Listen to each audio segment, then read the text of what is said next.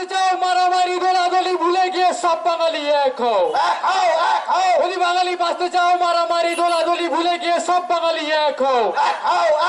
আমরা বাঙালি আমরা বাঙালি আমরা বাঙালি আমরা বাঙালি আমরা বাঙালি আমরা বাঙালি বাঙালিস্তান জিন্দাবাদ বাঙালি ঐক্য জিন্দাবাদ বাঙালিস্তান জিন্দাবাদ গড়ে নেব গড়ে নেব গড়ে নেব বাঙালি ঐক্য বাঙালি ঐক্য দুনিয়ার নিপীড়িত বাঙালি দুনিয়ার লাঞ্ছিত বাঙালি দুনিয়ার কৃষিজীবী বাঙালি দুনিয়ার শোষিত বাঙালি যদি বাঙালি বাঁচতে চাও মারামারি গোলাগুলি ভুলে গিয়ে সব বাঙালি এক হও। যদি বাঙালি বাঁচতে চাও মারামারি কাটাকাটি ভুলে গিয়ে সব বাঙালি এক হও। বাঙালিস্তান জিন্দাবাদ বাঙালিস্তান জিন্দাবাদ আমরা বাঙালি জিন্দাবাদ আমরা বাঙালি জিন্দাবাদ করে নেব করে নেব করে নেব লড়ে নেব লড়ে নেব। শ্রী প্রমোদ নন্দী মহোদয় ওনাকে মঞ্চে আসার জন্য অনুরোধ জানাই।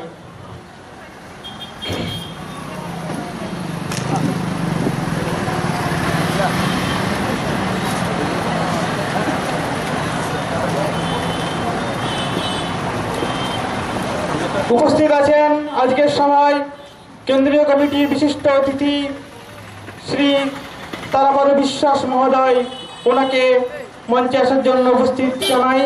এবং আজকের একটা আনন্দ সংবাদ, ওনাকে পেয়ে আমরা আর কি অনেক বেশি গর্বিত, কারণ এনআরসি এবং কে নিয়ে তিনি বিশেষজ্ঞ বলতে পারি আমরা।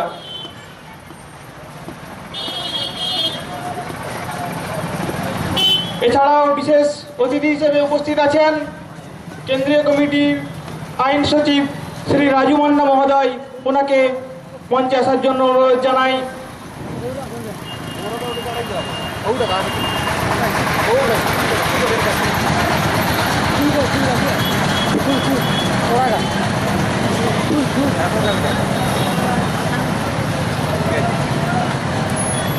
বিশেষ অতিথি হিসেবে আজকে উপস্থিত থাকবেন মেদিনীপুর জেলা কমিটির জেলা সচিব শ্রী শঙ্কর প্রসাদ কুণ্ডু মহোদয়।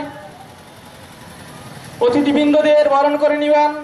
আমাদের মধ্যে উপস্থিত রয়েছেন বাঙালি মহিলা সমাজের থেকে রুমা পাত্র এবং সোনালী রানা, সোনালী করণ।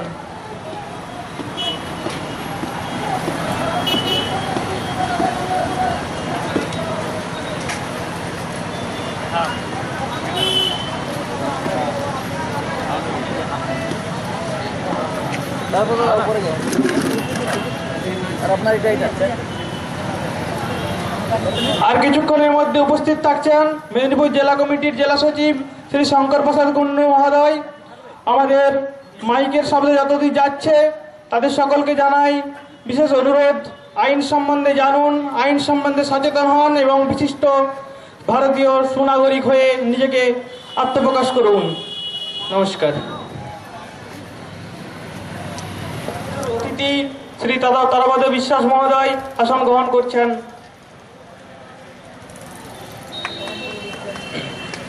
এখন বিশিষ্ট অতিথিবৃন্দদের বরণ করে নিচ্ছেন সোনালী করণ এবং রুমা পাত্র। ওনাদেরকে হাততালি দিয়ে বরণ করে আপনারা সবাই ইয়ে করে নিন।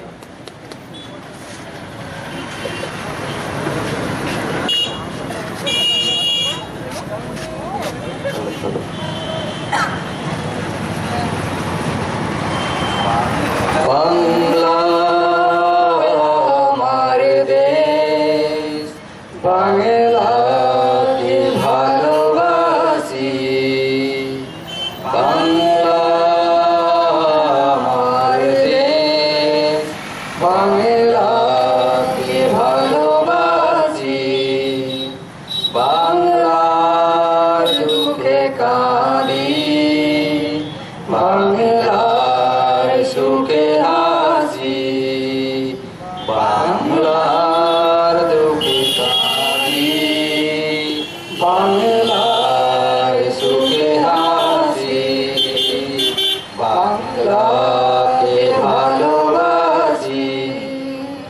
বাংলার ভাই বোনেরা মোর খেলার সাথী বাঙালির হিয়া মোরা ধীরে যায় প্রীতিনীতি বাংলার ফুল ফল জল প্রভাতের স্মিত শতদল বাংলার ফুল ফল জল প্রভাতের স্মিত শতদল যুগান্তরের নিরাশায় কুয়াশা দিবে রাশি বাংলাকে ভালোবাসি বাংলায় আমার দেশ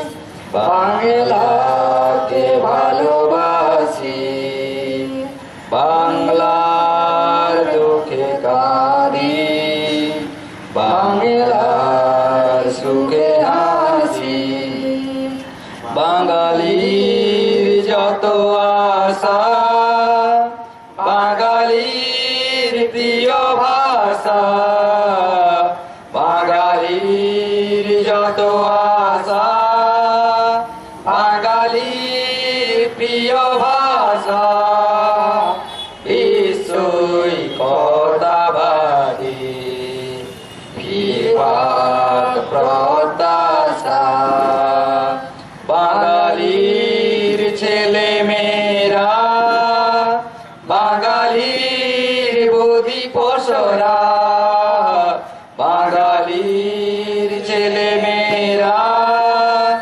বাঙালির বুদ্ধি পশরা সার্থক হোক হে প্রভু মোদের ভাবে মিশি বাংলাকে ভালোবাসি বাংলায় আমার দেশ বাংলাকে ভালোবাসি বাংলার দুঃখে কাঁদি বাংলার সুখে হাসি বাংলাকে ভালোবাসি বাংলাকে ভালোবাসি। নমস্কার, ধন্যবাদ। অনেক ধন্যবাদ।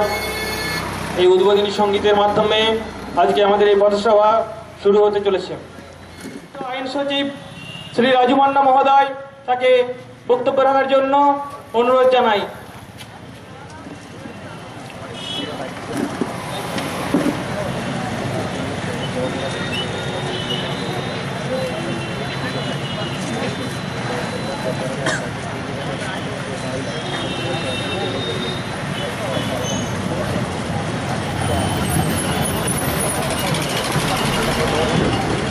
মুসলমানদের হবে না, তাহলে কেন হিন্দু বাঙালি আর মুসলিম বাঙালি একে অপরের বিরুদ্ধে দশকের পর দশক ধরে খড়গ হস্ত হয়ে অত্যাচারে লিপ্ত আছে, খুন রাজনীতিতে লিপ্ত আছে, রাজনীতির গন্ডগোলের মধ্যে নিজেদের জীবনকে দুর্বিষহ করছে, ফসল নষ্ট করছে, জীবন সম্পত্তি নষ্ট করছে, শিক্ষায় পিছিয়ে পড়ছে? কেন এই সমস্ত করা আমাদের? তাই আমরা বাঙালি দলে স্পষ্ট বলতে চাই, হিন্দু মুসলিম মানি না, বাংলা ছাড়া জানি না, বাঙালি ছাড়া বুঝি না। অর্থাৎ বাংলা যার মাতৃভাষা, বাঙালি জাতিসত্তার সদস্য সে, তাদের প্রত্যেকের উন্নতি অবনতি একসঙ্গে চলতে হবে, একতাবদ্ধ চলতে হবে। প্রত্যেকের খাদ্য বস্ত্র বাসস্থান শিক্ষা চিকিৎসার গ্যারান্টি সৃষ্টি করতে হবে।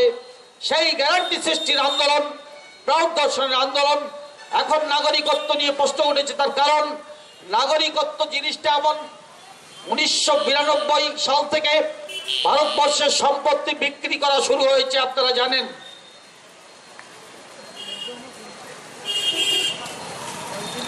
1991-92 সাল থেকে সরকার চালাতে না পেরে মনমোহন সিং এর দল তখন যিনি প্রধানমন্ত্রী ছিলেন নরসিমা রাও এবং কংগ্রেস দলের অর্থনীতিবিদরা তারা ডিসইনভেস্টমেন্ট শুরু করেছিলেন, অর্থাৎ সরকারি সম্পত্তি, রাষ্ট্রায়ত্ত উদ্যোগ, ক্ষেত খামার, কলকারখানা, অফিস আদালত, ফাঁকা জায়গা, রেলের জায়গা সমস্ত কিছু শিল্পপতি ব্যবসায়ীদের কাছে বিক্রি করে দেওয়া হবে। সেই শিল্পপতি ব্যবসায়ীদের কাছে বিক্রি করে টাকা পাওয়া যাবে, সেই টাকা দিয়ে রাষ্ট্রীয় বাজেট তৈরি হবে, পরিকল্পনার কাজ হবে, নইলে টাকা পয়সা কিচ্ছু নাই। তার কারণ কি? তার কারণ হচ্ছে পরিষ্কার। কোন বাড়িতে একটি লোকের যদি 7টি ছেলে থাকে, এইবার 7টি ছেলে 7টি ভাবে ইনকাম করে, প্রত্যেকেই আয় করে, প্রত্যেকেই আয় ইনকাম করে। তাদের গার্জিয়ান যিনি 51বর্তী পরিবার, একই হাঁড়িতে ভাত জোটে, কিন্তু তাদের গার্জিয়ান যদি প্রত্যেক ছেলের কাছ থেকে নির্দিষ্ট একটা কোটা না করে দেন, প্রত্যেক ছেলে যে আয় করলো 5,000 টাকা, সে যদি 4,000 টাকা তার নিজের নামে ব্যাংকে রেখে দিয়ে এসে 1,000 টাকা থেকে 300 টাকা রেখে 700 টাকা বাবাকে দিল, এমনি করে যদি প্রতিটি 7টা ছেলেই অধিকাংশটা নিজের নামে সঞ্চয় করে বাকি টাকার থেকে তার পথ খরচের টাকা রেখে বাবা বা মায়ের হাতে দেয়, তাহলে ওই পরিবারের ছেলে মেয়ে, ছেলের পরিবার, এদের ভাত, এদের সবজি, এদের ডাল চাল, তার পয়সা জুটবে কি? এটা সহজ সাধারণ ব্যাপার। তো আজকে ভারতবর্ষের ছেলে মেয়ে কারা?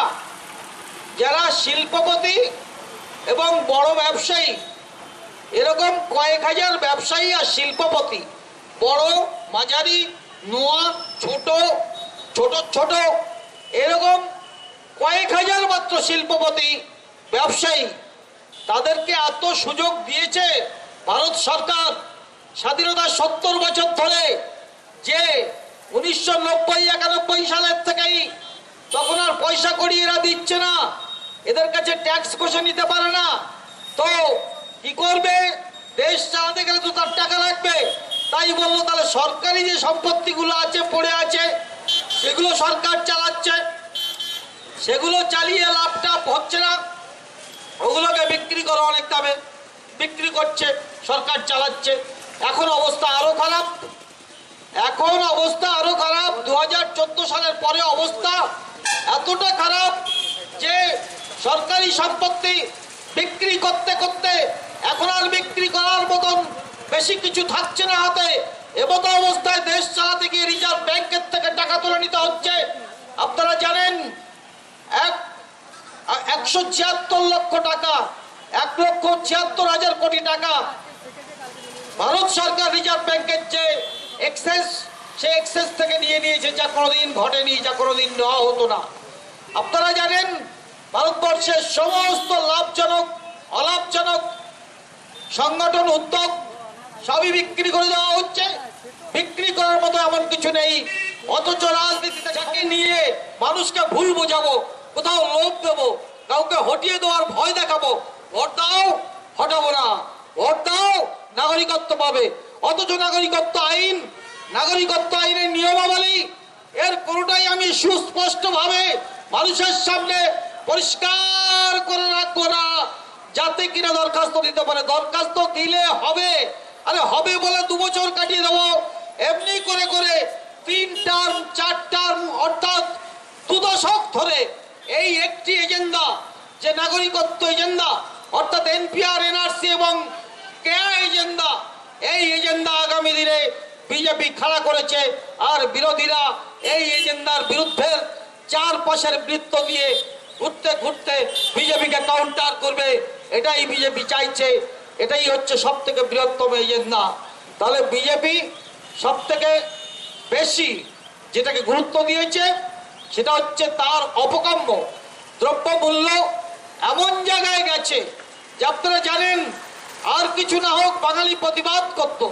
আজকে বাংলায় কোন রাজনৈতিক দলের থেকে প্রতিবাদ করা হচ্ছে না, দ্রব্যমূল্য লাফিয়ে লাফিয়ে বাড়ছে। আমাদের দল এই মুহূর্তে ছোট দল, আগামী দিনে আমরা বৃহত্তর প্রতিবাদের কথা ভাবছি, কিন্তু যতক্ষণ পর্যন্ত আপনারা এর সঙ্গে সমর্থন না করবেন ততক্ষণ পর্যন্ত আমরা প্রতিবাদ করতে পারছি না, সত্যি কথা। তাই প্রত্যেকের কাছে আমাদের আবেদন যে আপনারা দ্রব্যমূল্য বৃদ্ধি, ৪৫ বছরের মধ্যে সব থেকে বেশি বেকারত্বের হার, জাতীয় আয়ের অত্যন্ত ক্রম অবনতি, পরপর নিচের দিকে নামছে, শিক্ষার ক্ষেত্রে যে অচল অবস্থা তৈরি হয়েছে, আজকে যত বেতন বাড়ছে, যা কিছু হচ্ছে, কিন্তু ছেলে মেয়েদের প্রত্যেককে 10টা সাবজেক্টে টিউশন না দিলে আর শিক্ষা হচ্ছে না। তো এইসবের জন্য আন্দোলন করতে হবে। তো এই নাগরিকত্ব এজেন্ডা বাঙালিদের কাছে করে তারা বিরাট লড়াকু, তারা মোটে লড়াই করবে না। এরা হচ্ছে উগ্রপন্থী, উগ্রপন্থী। আর দেশের জন্য, জাতির জন্য, ভালোর জন্য, শান্তির জন্য শুভ রাস্তায় লড়াই করা এক জিনিস নয়। তাই বাঙালি জাতি হচ্ছে একমাত্র লড়াকু। যদি পূর্ব ভারতে বাঙালি জাতি খেপে ওঠে, তাহলে দিল্লির ক্ষমতায় কংগ্রেস থাকুক, আর জনতা পার্টি থাকুক, আর বিজেপি দলই থাকুক, এদের পূর্ব ভারতের সম্পদ শোষণ করা বন্ধ হয়ে যাবে। দেখুন, বাঙালি যাচ্ছে না, তাই এদের মঙ্গল।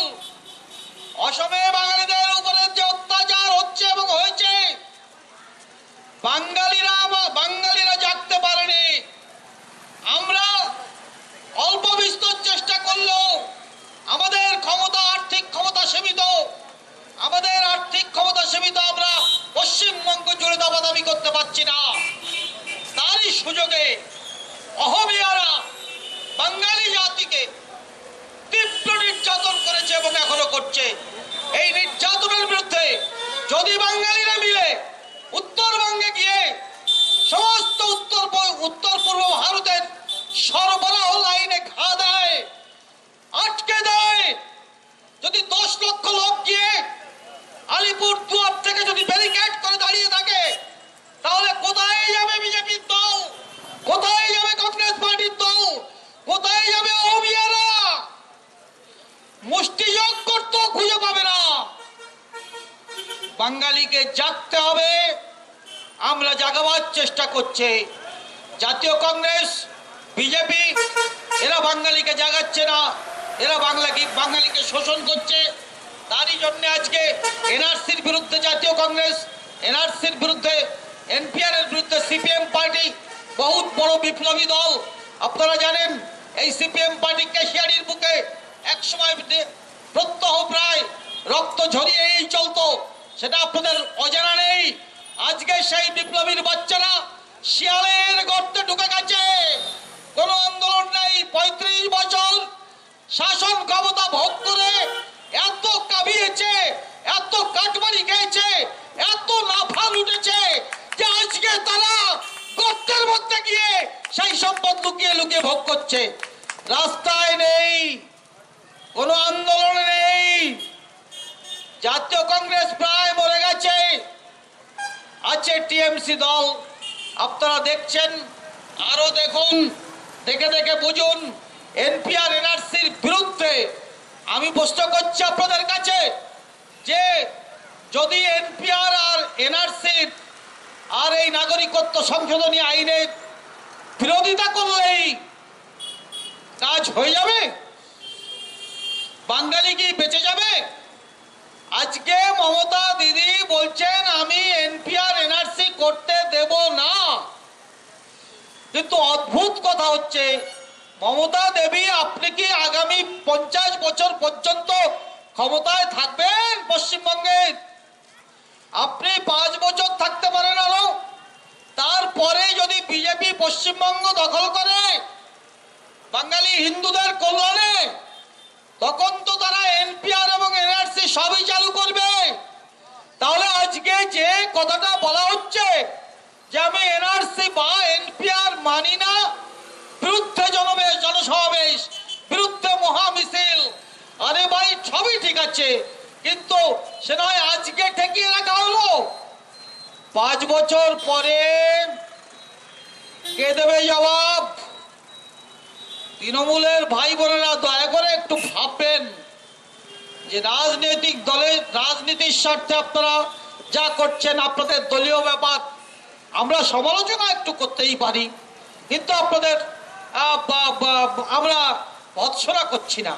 কিন্তু ভেবে দেখতে অনুরোধ করছি যে মমতাদি যতদিন পশ্চিমবঙ্গের মুখ্যমন্ত্রী থাকবেন ততদিন না হয় এনপিআর এনআরসি পশ্চিমবঙ্গে লাগু হলো না, তারপর গ্যারান্টি কে দেবে?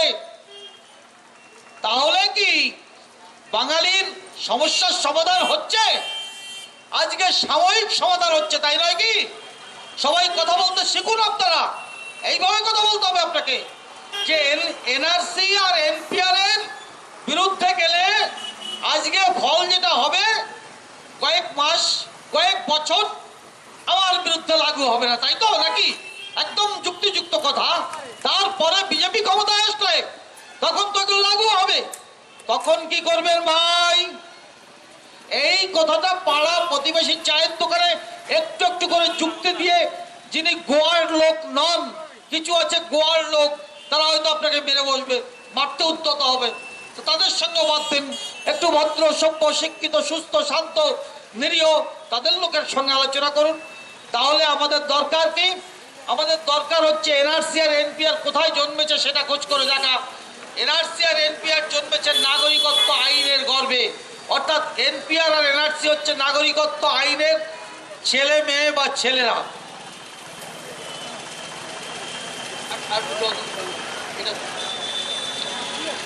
নাগরিকত্ব আইনের পেটে এনআরসির জন্ম, এনপিআর এর জন্ম, আইনি জন্ম, জন্ম আইনি জন্ম, লিগ্যাল বার্থ। নাগরিকত্ব আইনের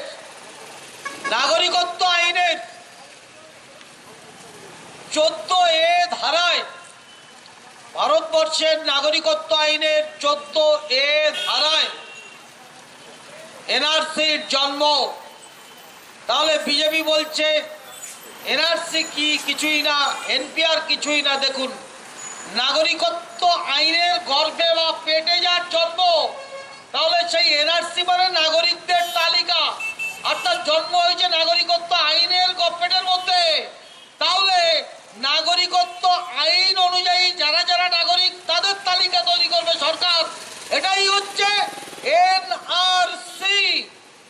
আর এনআরসির প্রথম একটা ধাপ লাগে, একটা কাজ করতে গেলে তো বিভিন্ন ধাপ আছে, সেটা হচ্ছে এনপিআর। এনপিআর তো এনপিআর হচ্ছে ন্যাশনাল পপুলেশন রেজিস্টার। নাগরিকত্ব আইন অনুযায়ী যারা নাগরিক অথবা যারা নাগরিক নয় তাদের সবাইকার নাম নিয়ে তৈরি হবে যে তালিকা, তার নাম এনপিআর। তাহলে এনপিআর এর সঙ্গে নাগরিকত্ব আইনের যোগ রয়েছে, যেহেতু 14A ধারার মধ্যে উল্লেখ করা হয়েছে, পার্লামেন্টে পাশ হয়েছে, তাহলে এনপিআর এর সঙ্গে এনআরসির সংযোগ রয়েছে। 14A ধারায় এনআরসির জন্ম হয়েছে, আইনি জন্ম হয়েছে। যারা বলছে এনআরসির সঙ্গে এনপিআর এর সম্পর্ক নেই, তারা মিথ্যা কথা বলছে, অথবা নাগরিকত্ব আইনের ইংরেজি পড়ে বঙ্গানুবাদ করতে শেখে নাই, অথবা পুরোপুরি ঢপের রাজনীতি মানে সবই জানে, কিন্তু ভোটের জন্য বাঙালিদের সামনে কিছু খুলে বলা যাবে না বা হবে না। তাহলে এনআরসি, এনপিআর এবং নাগরিকত্ব আইন এটা একদম অঙ্গাঙ্গী ভাবে জড়িত। নাগরিকত্ব আইনে কি বলা হয়েছে? নাগরিকত্ব আইনে বলা হয়েছে আপনি যদি পাকিস্তান, বাংলাদেশ, আফগানিস্তান এই 3টা দেশ থেকে 6টি সম্প্রদায়ের লোক হিন্দু, বৌদ্ধ, খ্রিস্টান, শিখ, পার্সি এই সমস্ত জাতির লোক হন এবং যদি 2014 সালের 31শে ডিসেম্বরের মধ্যে ভারতবর্ষে এসে একই জায়গায় বসবাস করেন তাহলে আপনাকে নাগরিকত্ব দেওয়া হবে। কিন্তু বলছে অ্যাজ পার মানে কোনোভাবেই প্রমাণ করতে পারে না, তাহলে এটা একটা নাগরিকত্বের সার্টিফিকেট না দেওয়ার ফন্দে। তারপরে আরো জিনিস রয়েছে, আপনি যে সুচরিত্রের লোক, অর্থাৎ আপনার চরিত্র খুব ভালো, গুড ক্যারেক্টার। আমরা ছাত্রদের জন্য হেডমাস্টার মশাইয়ের কাছ থেকে আপনারা অনেকেই অতীতে বর্তমানে ক্যারেক্টার সার্টিফিকেট নিয়ে থাকেন না। নাগরিকত্ব আইনের 6 নম্বর পথ যেটা সিটিজেনশিপ বাই ন্যাচারালাইজেশন, স্বাভাবিকীকরণের মাধ্যমে নাগরিকত্ব প্রাপ্তি। ভারতবর্ষের নাগরিকত্ব পাওয়া যায় যে কয়েকটা পথে, তার একটি পথ হচ্ছে বাই ন্যাচারালাইজেশন। ন্যাচারালাইজেশন মানে স্বাভাবিকীকরণ। আপনি এখানে এসে বসবাস করছেন, দরখাস্ত করলেন, শর্ত মানলেন, আপনাকে নাগরিকত্ব দেওয়া যেতে পারে। তার শেষ ধাপে ন্যাচারালাইজেশনের মধ্যে একটা শর্তাবলী আছে, সেই শর্তাবলী দুটো শর্তের কথা বলছে। একটা শর্ত হচ্ছে আপনি অত্যন্ত উন্নত চরিত্রের লোক, আপনি যেখান থেকেই সার্টিফিকেট নিয়ে যান না কেন, আমার যদি আপনাকে উন্নত চরিত্রের লোক বলে মানতে ইচ্ছা না থাকে, ইচ্ছা করে আমার আপনার চরিত্রকে আমি খারাপ করব, আমি বলবো বিশ্বাস হচ্ছে না, আপনার সম্বন্ধে আমাদের কাছে অনেক বাজে রিপোর্ট আছে, কোনো রিপোর্টই নেই, কিন্তু আমার অ্যাপ্লিকেশনটাকে ছিঁড়ে ফেলবার জন্যে এই কথাটাই স্বাভাবিক এবং অত্যন্ত সত্য। আর যে হিন্দি সাম্রাজ্যবাদীর দালাল এই বিজেপি কংগ্রেস, তারা 70 বছর ধরে বাঙালির নাগরিকত্ব নিয়ে ফুটবল খেলছে, লাথি মেরে, কংগ্রেস লাথি মেরে এদিকে পাঠাচ্ছেন, বিজেপি ক্ষমতায় এসে লাথি মেরে আবার মাঠের বাইরে পাঠিয়ে দিচ্ছে, এই তো ব্যাপার চলছে। তো আজকে এই যে জায়গায় আরেকটি শর্ত কি, সেটা হচ্ছে আপনি যে কোনো একটি ভাষায় যথোপযুক্ত জ্ঞান রাখেন, এডিকুয়েট নলেজ।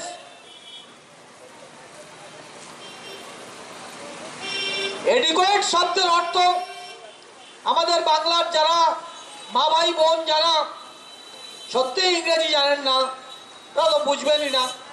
তারপরে নাগরিকত্ব আইন খুঁজে খুঁজে পড়বেন কেউ, নাগরিকত্ব আইন খুঁজে খুঁজে নিজের পকেটে অন্তত 30 পাতা 40 পাতা ইংরেজিতে নাগরিকত্ব আইন, সেটা আর কজন মানুষ কাজকর্ম ফেলে পড়তে পারেন বা পড়েন বলুন?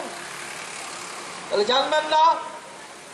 বলা হয়েছে বাংলা ভাষায় যথেষ্ট জ্ঞান, তাহলে অর্ডিনারি যারা পড়াশোনা করেছেন তাদের জ্ঞানে যথেষ্ট হচ্ছে না। যথেষ্ট জ্ঞান নিতে গেলে তো মিনিমাম বাংলা ভাষায় অন্তত কলেজ টলেজ পাস করতে হয়, পরীক্ষা দেওয়ার ব্যাপার আছে।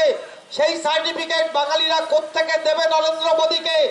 উন্নত চরিত্র আর বাংলা ভাষায় যথেষ্ট জ্ঞানের সার্টিফিকেট, এই দুই সার্টিফিকেট না দিলে শেষকালে আপনার নাগরিকত্বের দরখাস্ত টেনে ছিঁড়ে ফেলে দেওয়া হবে। তো নাগরিকত্ব দেনেওয়ালা বিজেপি ভাই, আপনারা একটু এই মোড়ে দাঁড়িয়ে ব্যাখ্যা দিয়ে জনগণকে বোঝাবেন, আর যারা বিরোধিতা করছেন তারাও বলবেন যে এই সমস্তের বিরুদ্ধে নিঃশর্ত এককালীন আবেদনপত্রহীন নাগরিকত্ব বাঙালির প্রাপ্য কিনা। আপনি টিএমসি দল, আপনি কংগ্রেস দল, আপনারা সিপিএম দল, আপনারা বাঙালির নিঃশর্ত নাগরিকত্ব চান কি না?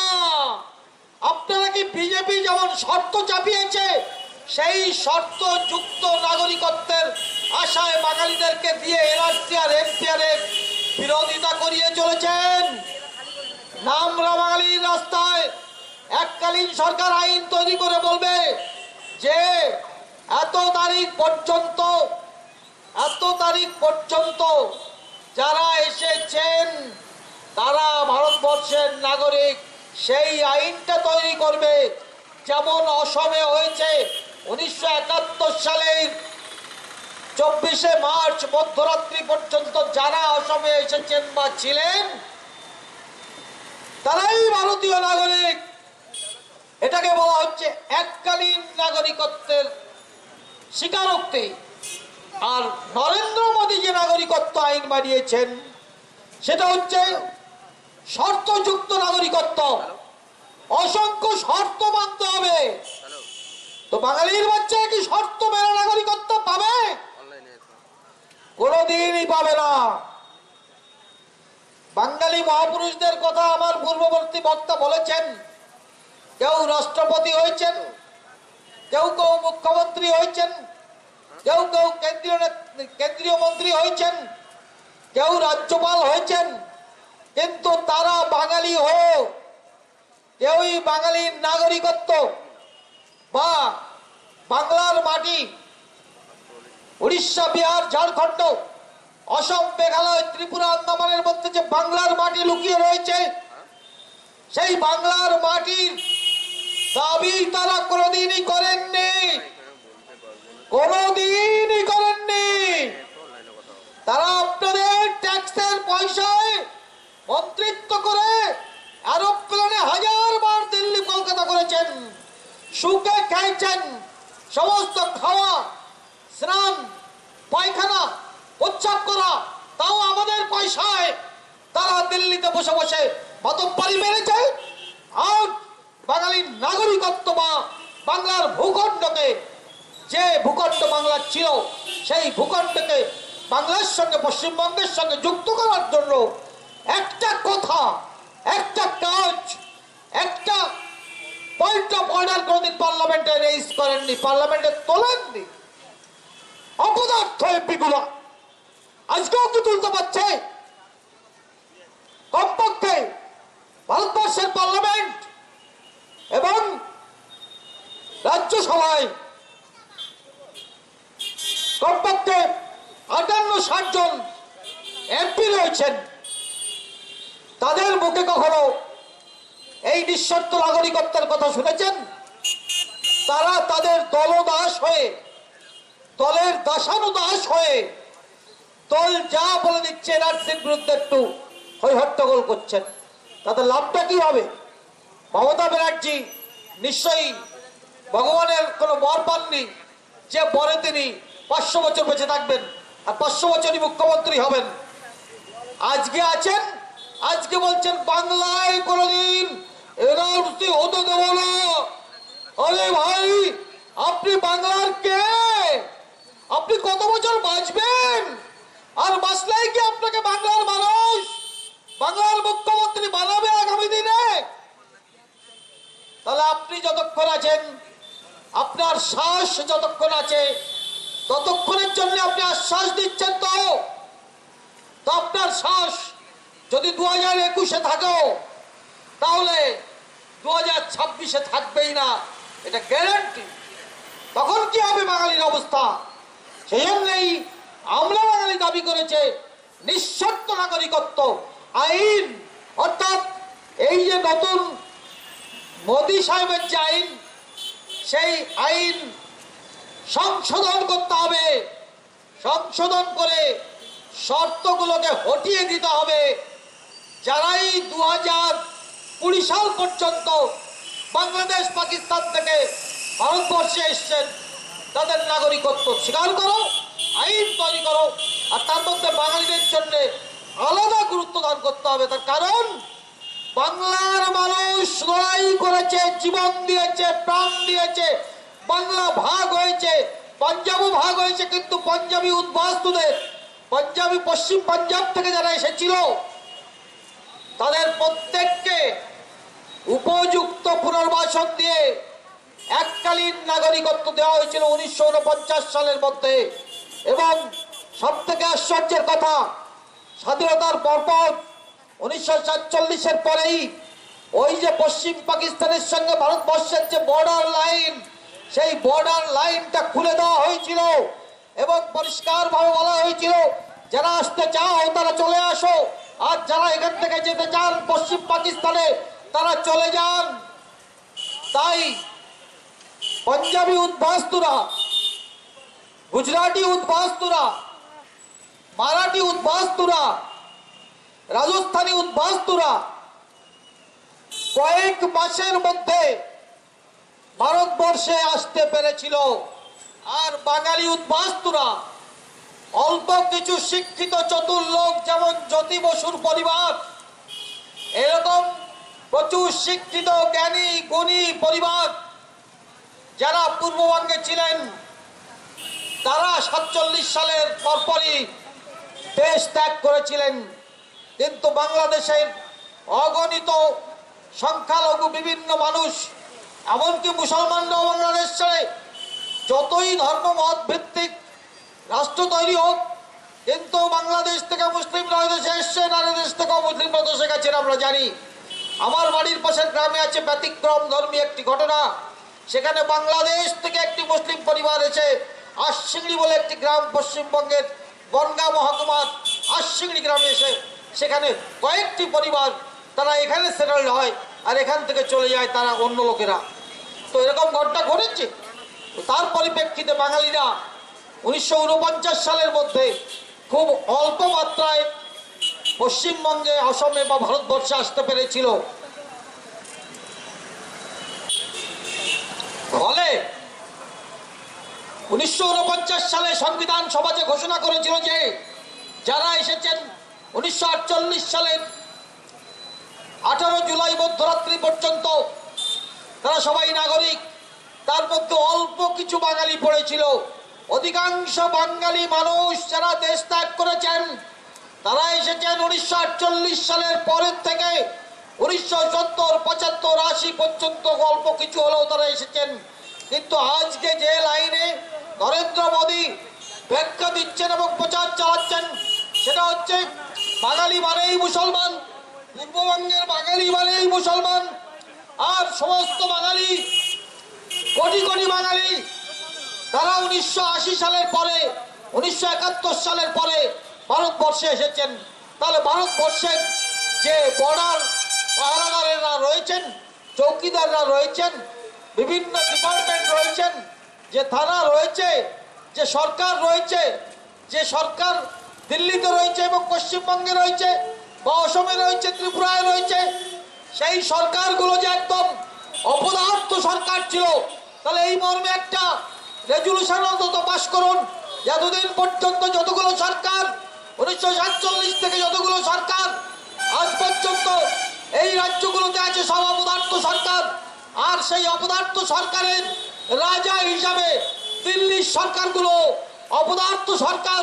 তাহলে বিজেপি সরকারও তার মধ্যে পড়ে যাবে, আর কংগ্রেস তো পড়বেই পড়বে। অর্থাৎ এটা একটা ইচ্ছাকৃত ঘটনা, এটা একটা আগামী দিনে বাঙালি জাতিকে নিঃশেষ করে দিয়ে আইনে বিদেশি বানিয়ে বিভিন্ন রাজ্যে পাঠানোর চক্রান্ত। কারণ বাংলাদেশে একজন বাঙালিকেও পাঠাতে পারবে না। আর এটাও মনে রাখতে হবে যে উদ্বাস্তুরাই শুধুমাত্র বিদেশি হবে না, এই ঝাড়গ্রাম বা পশ্চিম মেদিনীপুরের মাটির লোক যারা দিনমজুর, যারা খেতে পায় না, যারা চাকরি বাকরি করতো না, যাদের বাপ কাকেরা জমিদারদের আমলো ছিলেন কোন ক্রমে শ্রমদাস, তাদের কাছে কিন্তু কোনো ডকুমেন্ট নেই।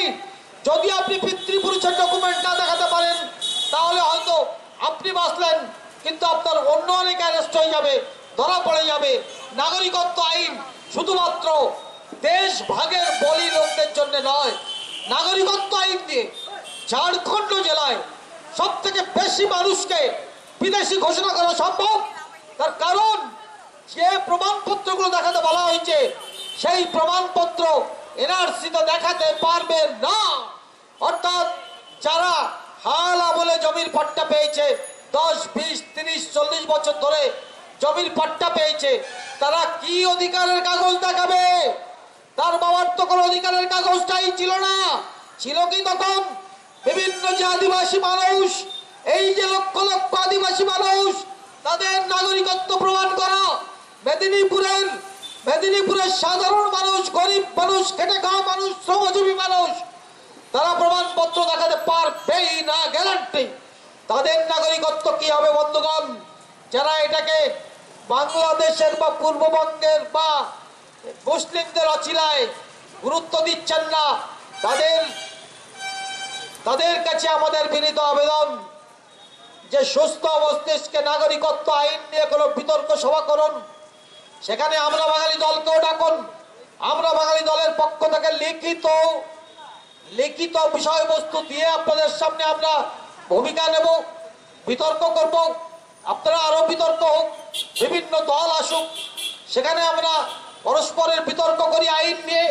আইনের বিতর্ক শেষে নিশ্চয়ই কিছু অ্যাডভোকেটকে ডেকে আপনারা জাজ হিসাবে যদি রাখেন, তাহলে তারা বুঝতে পারবেন যে আইনটার যুক্তিটা, ব্যাখ্যাটা কারা ঠিকঠাক পদ্ধতিতে পেরেছে।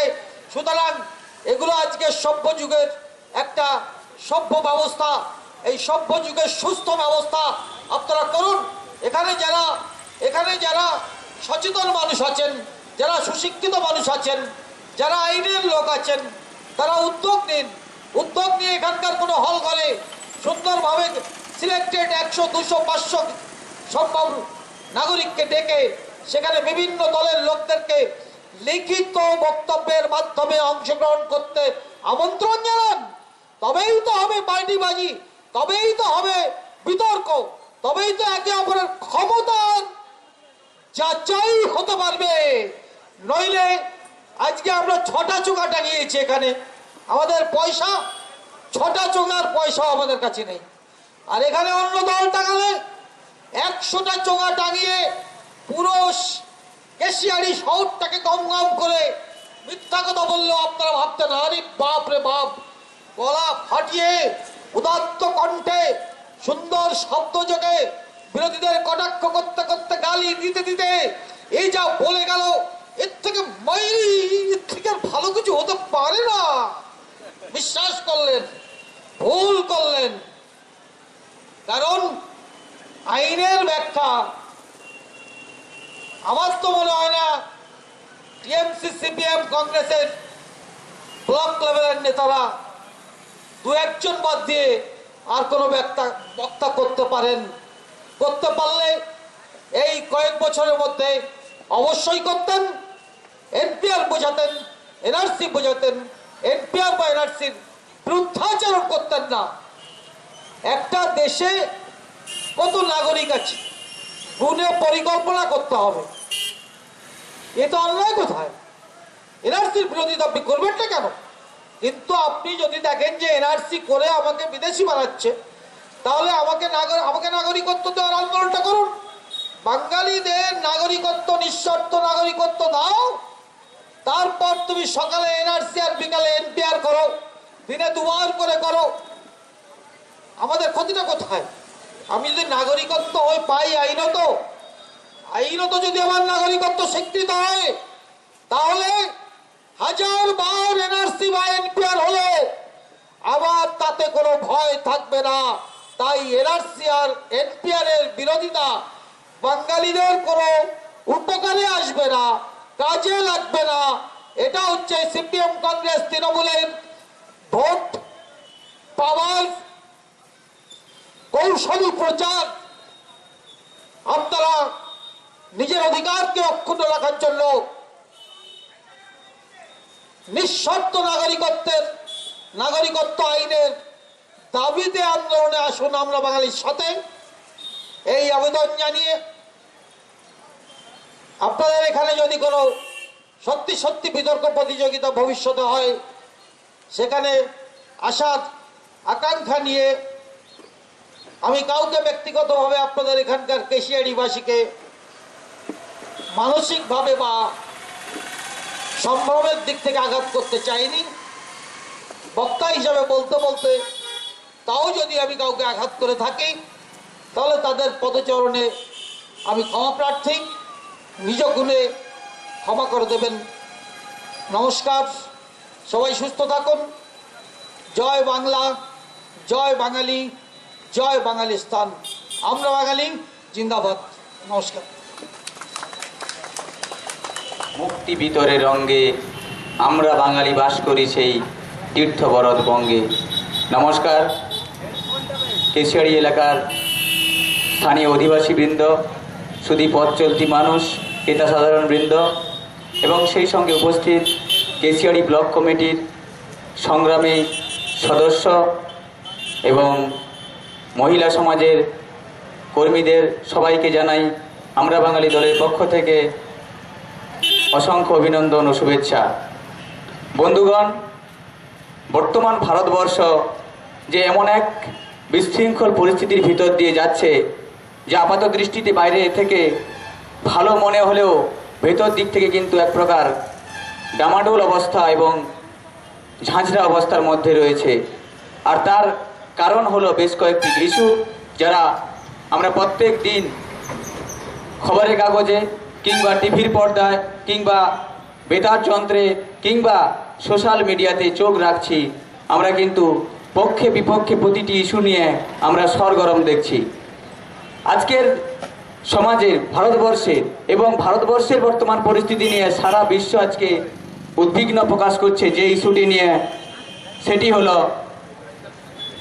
ভারতবর্ষের নাগরিকত্ব এবং নাগরিকত্বকে কেন্দ্র করে উত্তর পূর্বাঞ্চলে যে সমস্ত জায়গায় বাঙালিরা ছড়িয়ে ছিটিয়ে রয়েছে সেখানকার মানুষের দুরবস্থার কথা। তার আগে বলা দরকার যে বাঙালি জাতির ইতিহাস কি, সেই ইতিহাস জেনে তারপরে আইনে আসা যাবে। আমরা গর্বিত আমাদের মধ্যে উপস্থিত হয়েছেন বিশিষ্ট নাগরিকত্ব আইন এবং নাগরিকত্ব নিয়মাবলী বিশ্লেষক তারাপদ বিশ্বাস মহোদয়। উনি এ ব্যাপারে চুলচেরা বিশ্লেষণ করে আপনাদের সামনে প্রকাশ করবেন যে বাঙালি জাতির অবস্থান কি হওয়া দরকার। আমি একটু অন্য সাইড দিয়ে আমার বক্তব্য রাখার চেষ্টা করছি। বন্ধুগণ, আজকের যে বাঙালি জাতি, এই জাতি প্রায় 3 থেকে 3.5 বছরের পুরনো এক বিমিশ্র জাতি। যে জাতির জন্ম হয়েছিল শুধু একটা জায়গায় নয়, যেহেতু বিমিশ্র জাতি ভারত সহ নয়, সারা বিশ্বের যে 3টি মূল ইথনিক রেস রয়েছে, একটা হলো আর্য, 2 মঙ্গলয়েড, 3 হচ্ছে অস্ট্রিক। এই 3টি নৃতাত্ত্বিক জনজাতির বিমিশ্রর ফলে গঙ্গা ব্রহ্মপুত্র এবং রাঢ়ের বদ্বীপ এলাকায় যে বিমিশ্র জাতির সৃষ্টি হয়েছে, সে জাতির নাম বাঙালি জাতি, যা সুদূর প্রাচীনকাল থেকে আজ পর্যন্ত সারা বিশ্বকে তার মহিমা, তার গৌরব, তার বিদ্যা বুদ্ধি বৈদুষ্যে কিন্তু সারা বিশ্বকে আলোকতা দেখিয়ে এসছে। এই জাতির প্রথম দার্শনিক পৃথিবীর বুকে অবতীর্ণ হয়েছিলেন, তিনি ছিলেন মহর্ষি কপিল। তারপরে দেখেছি সুদূর প্রাচীন ভারত বাংলাতে নয়, আধুনিক বাংলা এবং মধ্যযুগে বাংলাতে বাঙালির অবদান আজকে সারা বিশ্ব কিন্তু পড়াশোনা করছে, জানতে পেরেছে। কিন্তু দেশ ভাগের পরে কিংবা ভারতবর্ষে যতদিন ইংরেজরা ছিলেন ততদিন এই জাতিটা যে শান্তিপ্রিয়ভাবে বসবাস করত, তাদের বিশৃঙ্খলার পথ ধরে আজকে ভারতবর্ষের বুকে কেন্দ্রে কিংবা রাজ্যে যারা যে ক্ষমতায় থাকুক না কেন, এই বাঙালি জাতিকে নিয়ে কিন্তু সবাই এক প্রকার ফুটবল খেলার মতো খেলছেন। অর্থাৎ বাঙালি জাতি তার নিজের জাতিসত্তাকে হারিয়ে ফেলেছে। যে তার জাতিসত্তার মূল বৈশিষ্ট্যগুলি কি না, বাঙালি জাতির সংস্কৃতি, বাঙালি জাতির ভাষা, ধর্মবোধ, তার যে কৃষ্টি, তার যে ব্যবহার, তার পোশাক পরিচ্ছদ, তার খাওয়া খাদ্যের মধ্যে রয়েছে বাঙালি জাতিসত্তার বৈশিষ্ট্য। অর্থাৎ জাতিসত্তা হলো কোনো জাতির গর্বের বিষয়। আমি বাঙালি, এটাই আমার গর্বের বিষয়, এটাই হলো জাতিসত্তা।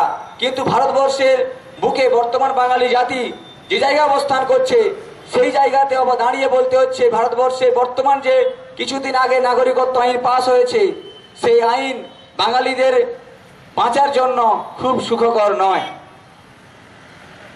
1947 সালে ক্ষমতা হস্তান্তরের মাধ্যমে দেশ ভাগ হয়েছে এবং জিন্না এবং তৎকালীন যে সমস্ত নেতারা ছিলেন, দেশনেতারা এবং রাজনৈতিক নেতৃবৃন্দ, মূলত হিন্দু মুসলিম এই কমিউনিটির ভিত্তিতে ভারতবর্ষ ভাগ হয়েছে।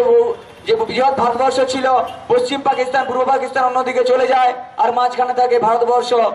দেশীয় রাজ্যগুলোকে পুনর্গঠিত করে ভারতবর্ষের সামগ্রিক রূপ দাঁড় করেছেন যারা, তারা আদপে যা করেছেন আজকে তার কুফল হিসাবে আমরা ভোগ করছি। বর্তমান 21 শতাব্দীতে দাঁড়িয়ে এই বাঙালি জাতি ভাগ হয়েছে। পূর্ব বাংলা থেকে ধর্মীয় অত্যাচারের কারণে যে সমস্ত হিন্দু বাঙালি চলে এসছেন এবং সেই সঙ্গে বেশ কিছু মুসলিম বাঙালিও এসে গেছেন। কিন্তু দেখা যাচ্ছে কি, এই ইতিহাসটাকে খোল নলচে পাল্টিয়ে দিয়ে ভারতবর্ষের বর্তমান মানুষকে, প্রতিটি বাঙালিকে বোঝানো হচ্ছে যে ভারতবর্ষের বুকে এই মুসলিম আর হিন্দু একটা বড় সমস্যা হয়ে দাঁড়িয়েছে। অর্থাৎ মুসলিমদের নাকি সংখ্যা বেশি হয়ে গেছে এবং বেশ কিছু মুসলিম সম্প্রদায়ের ভিতরে দেখা গেছে কি জঙ্গি যোগ রয়েছে। এই অজুহাতে বাঙালি জাতিকে, কিন্তু ভারতবর্ষের মধ্যে যে বাঙালি অধ্যুষিত এলাকায় যেখানে বাঙালি রয়েছে সেই জায়গায় কিন্তু হিন্দু মুসলিমদের মধ্যে নতুন করে ভাঙন ধরানোর সৃষ্টি করা হচ্ছে। এমত অবস্থায় নাগরিকত্ব আইন যখন বলছে যে ভারতবর্ষের মধ্যে আগত যে সমস্ত ধর্মীয় সংখ্যালঘু যারা কিনা বাংলাদেশ, বর্তমান বাংলাদেশ, পাকিস্তান এবং আফগানিস্তান থেকে এসেছেন তাদের নাগরিকত্ব প্রদানের জন্য, বন্ধুগণ এই আইন আসলে একটা কালারেবল লেজিসলেশন ছাড়া কিছু নয়। তার আগে বলি আইন কি জিনিস, জানতে হবে তো আইন কি জিনিস। আমরা দীর্ঘদিন ধরে ভোটে জিতিয়ে বিভিন্ন রাজনৈতিক নেতাদেরকে, বিভিন্ন দলের প্রতিনিধিদেরকে জিতিয়ে আসছি। তিনারা আমাদের ভাগ্য নির্ধারণ করেন আইনসভায় বসে, কেউ বা বিধানসভায়, কেউ বা লোকসভায় কিংবা রাজ্যসভায়। এই আইন তো জানতেই হবে।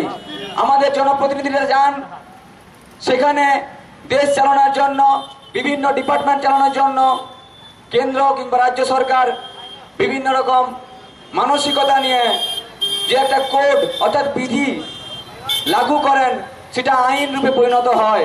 অর্থাৎ আইন হলো আইন প্রণেতা বা লেজিসলেটিভ অথরিটি বা এমএলএ এমপির মনোবাঞ্ছা।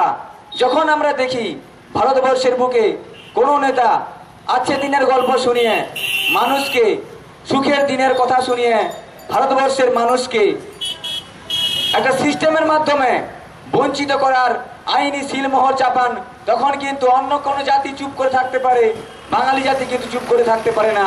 তার জন্য আজকে এত অঞ্চলে আমরা বাঙালির আজকে এই অবস্থান। বন্ধুগণ,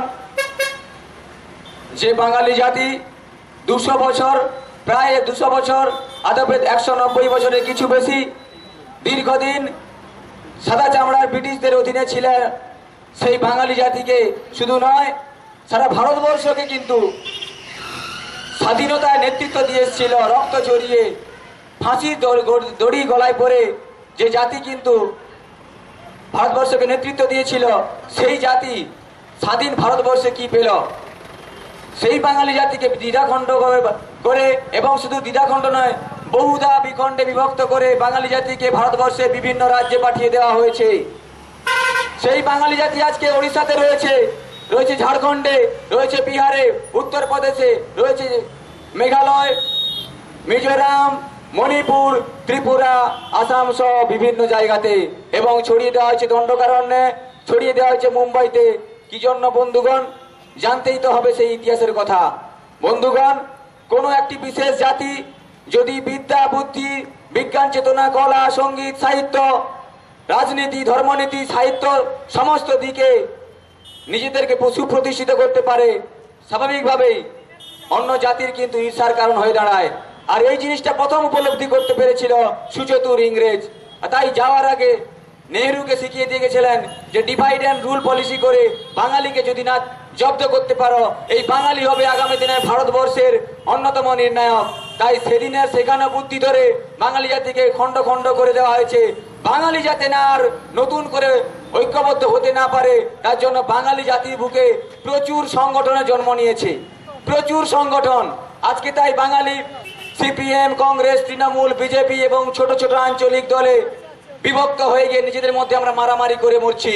কিন্তু আমাদের যে জাতিসত্তার যে বৈশিষ্ট্য, আমাদের যে জাতির গৌরব, সেই গৌরব আমরা অধ্যয়ন না করে আমরা নিজেদের মতো করে দল গড়ছি, নিজেদের মধ্যে খুনোখুনি করে মরছি। আর এই সুযোগে পশ্চিমা শক্তি, কেন পশ্চিমা শক্তি বলছি? ভারতবর্ষের যে যখন পরাধীন ছিল তখন ভারতবর্ষের রাজধানী ছিল কিন্তু কলকাতা, পরবর্তীকালে স্থানান্তরিত করে দিল্লিতে নিয়ে যাওয়া হয়। সেই দিল্লির বুক থেকে বসে হিমঘরে বসে ভারতবর্ষকে পরিচালনা করার জন্য যে পরিকল্পনা করা হচ্ছে, সেই পরিকল্পনার মধ্যে বাঙালি জাতির কল্যাণের লেশ মাত্র নেই। এত যাবৎ অনেক নেতা মন্ত্রী বাংলা থেকে উঠেছেন, কেন্দ্রে গিয়ে নেতৃত্ব দিয়েছেন, কিন্তু অন্যান্য জাতির নেতা মন্ত্রী যেমন তাদের জাতির জন্য, জাতির আত্মপ্রকাশের জন্য যেমন দাবি আদায় করে নিয়ে আসতে পারে এবং আইন পাস করাতে পারে, বাংলা থেকে উদার সম্পন্ন যে সমস্ত নেতা মন্ত্রীরা গিয়েছেন, কেউ কিন্তু বাঙালি জাতির কথা সেমনভাবে বলেননি। দীর্ঘদিন আমাদের রাজ্যের অন্যতম কংগ্রেসী নেতা দীর্ঘদিন কেন্দ্রে কংগ্রেসের নেতৃত্ব দিয়েছেন, কিন্তু তিনি বাঙালি জাতির জন্য তেমন কিছু করতে পারেননি। তার নেতৃত্বদানের ফলে তিনি একটি উপঢৌকন পেয়েছিলেন, সেটা হলো বাঙালি জাতির প্রথম রাষ্ট্রপতি। তিনি যার কেউ নন, তিনি প্রণব মুখোপাধ্যায়। বন্ধুগণ, তাই বলে তো বাঙালি ক্ষান্ত হবে না। এবার আসা যাক আজকে আমাদের যা বক্তব্য। বন্ধুগণ, যে বাঙালি জাতি এত রক্ত ঝরালো, মাস্টারদা সূর্য সেন, বিনয় বাদল দীনেশ, নেতাজি সুভাষচন্দ্র বসু, প্রফুল্ল চাকি, অরবিন্দ ঘোষ, হেমচন্দ্র কানুনগো সহ অসংখ্য বিপ্লবীর আত্মত্যাগের ফলে বর্তমান ভারতবর্ষের আজকে এই অবস্থান। আমরা ইংরেজ মুক্ত হয়েছি, কিন্তু সাদা চামড়া শোষক, বাদামি চামড়া শোষকের থেকে মুক্তি আমরা পাইনি। আসা যাক সেই আলোচনার কথায়। বন্ধুগণ, 1955 সালে আমাদের দেশে প্রথম নাগরিকত্ব আইন পাশ হয়। শুধু পাশ নয়, চালুও হয়। এর আগে বলে দরকার যে নাগরিকত্ব নিয়ে কি ভারতবর্ষের সংবিধানে কিছু বলা নেই? না বন্ধু, বলা আছে। অনুচ্ছেদ নম্বর 5 থেকে 11 পর্যন্ত ভারতবর্ষের নাগরিকত্বের ব্যাপারে একটি অধ্যায় দেওয়া আছে। সেই অধ্যায়ে ভারতবর্ষের নাগরিকত্ব কি করে প্রাপ্তি হবে তার জন্য বেশ কিছু ক্রাইটেরিয়া এবং নিয়মাবলীর কিয়দংশ দেওয়া হয়েছে। এবং সেইখানে বলা হয়েছে যে কেন্দ্র সরকার পারলে নিজের মতো করে বা ভারতবর্ষের সার্বভৌমত্বকে সুরক্ষিত করার জন্য এই বেসিস একটা আইন তৈরি করতে পারে। আর পরবর্তীকালে 1955 সালে প্রথমবারের জন্য ভারতবর্ষের নাগরিকত্ব আইন চালু হয়। এরপর বেশ কয়েকবার পরিবর্তন হয়েছে নাগরিকত্ব আইন। তখন যা ছিল, ভারতবর্ষের জল, স্থল এবং আকাশ সীমায় যেই জন্মগ্রহণ করবে তারাই ভারতবর্ষের নাগরিক হবে, অর্থাৎ বাই বার্থ ভারতবর্ষের নাগরিকত্ব পাবে। এবং দেশ যখন তৈরি হয়নি বা তারপরে যখন দেশ স্বাধীন দেশ আত্মপ্রকাশ পেল, স্বাভাবিকভাবে সেখানকার মানুষ প্রকৃতিগতভাবে নাগরিকত্ব লাভ করতে পারলো, অর্থাৎ বাই ন্যাচারালাইজেশন তারা কিন্তু নাগরিকত্ব পাচ্ছে। কিংবা কোনো দেশে অন্য দেশের নাগরিক কিন্তু ভারতবর্ষের নাগরিক হতে পারে through legal system, through legal procedure. এবং আর একভাবে নাগরিকত্ব পায় যে কোনো মানুষ, সে হলো যদি কোনো মানুষ এখানে জন্মগ্রহণ করে, তার কোনো মানুষ যদি এখানে থাকে, তার ছেলে মেয়ে যদি এইখানে জন্ম হয় বাই ডিসেন্ট, তারা কিন্তু নাগরিকত্ব পাচ্ছে। এইবার আসা যাক আইনে কি বলছে। আপনারা জানেন দেশ ভাগ হয়েছে, তার মধ্যে পাঞ্জাব এবং বাংলা সবচেয়ে বেশি ক্ষতিগ্রস্ত হয়েছে। পাঞ্জাবিরা পশ্চিম পাঞ্জাব অর্থাৎ বর্তমান পাকিস্তানে অধ্যুষিত পাঞ্জাব থেকে ফিরে এসে বাংলার ভারতবর্ষের বুকে তারা রিহ্যাবিলিটেশন বা পুনর্বাসন পেয়েছে। কিন্তু বাঙালিদেরকে আশ্বস্ত করেছিলেন লোক পাঠিয়ে, জওহরলাল নেহরু বাংলাদেশে গিয়ে আশ্বস্ত করেছিলেন যে তোমাদের এখানে উদ্বিগ্ন হওয়ার কোনো কারণ নেই, এখানে সুরক্ষিত থাকবে। যখন তোমরা বাংলাদেশে ছেড়ে বর্তমান, তখন তো পূর্ব পাকিস্তান ছিল, বাংলাদেশ নামকরণ হয়নি। যখন তোমরা এই দেশ ছেড়ে ভারতবর্ষে যাবে, তোমাদেরকে ওয়েলকাম করা হবে। তাই তোমাদের কোনো চিন্তা বা উদ্বিগ্নের কোনো কারণ নেই। দেখা গেল বন্ধু, সেই কথা মুখেই থেকে গেছে, অক্ষরে অক্ষরে একটু পালন হয়নি।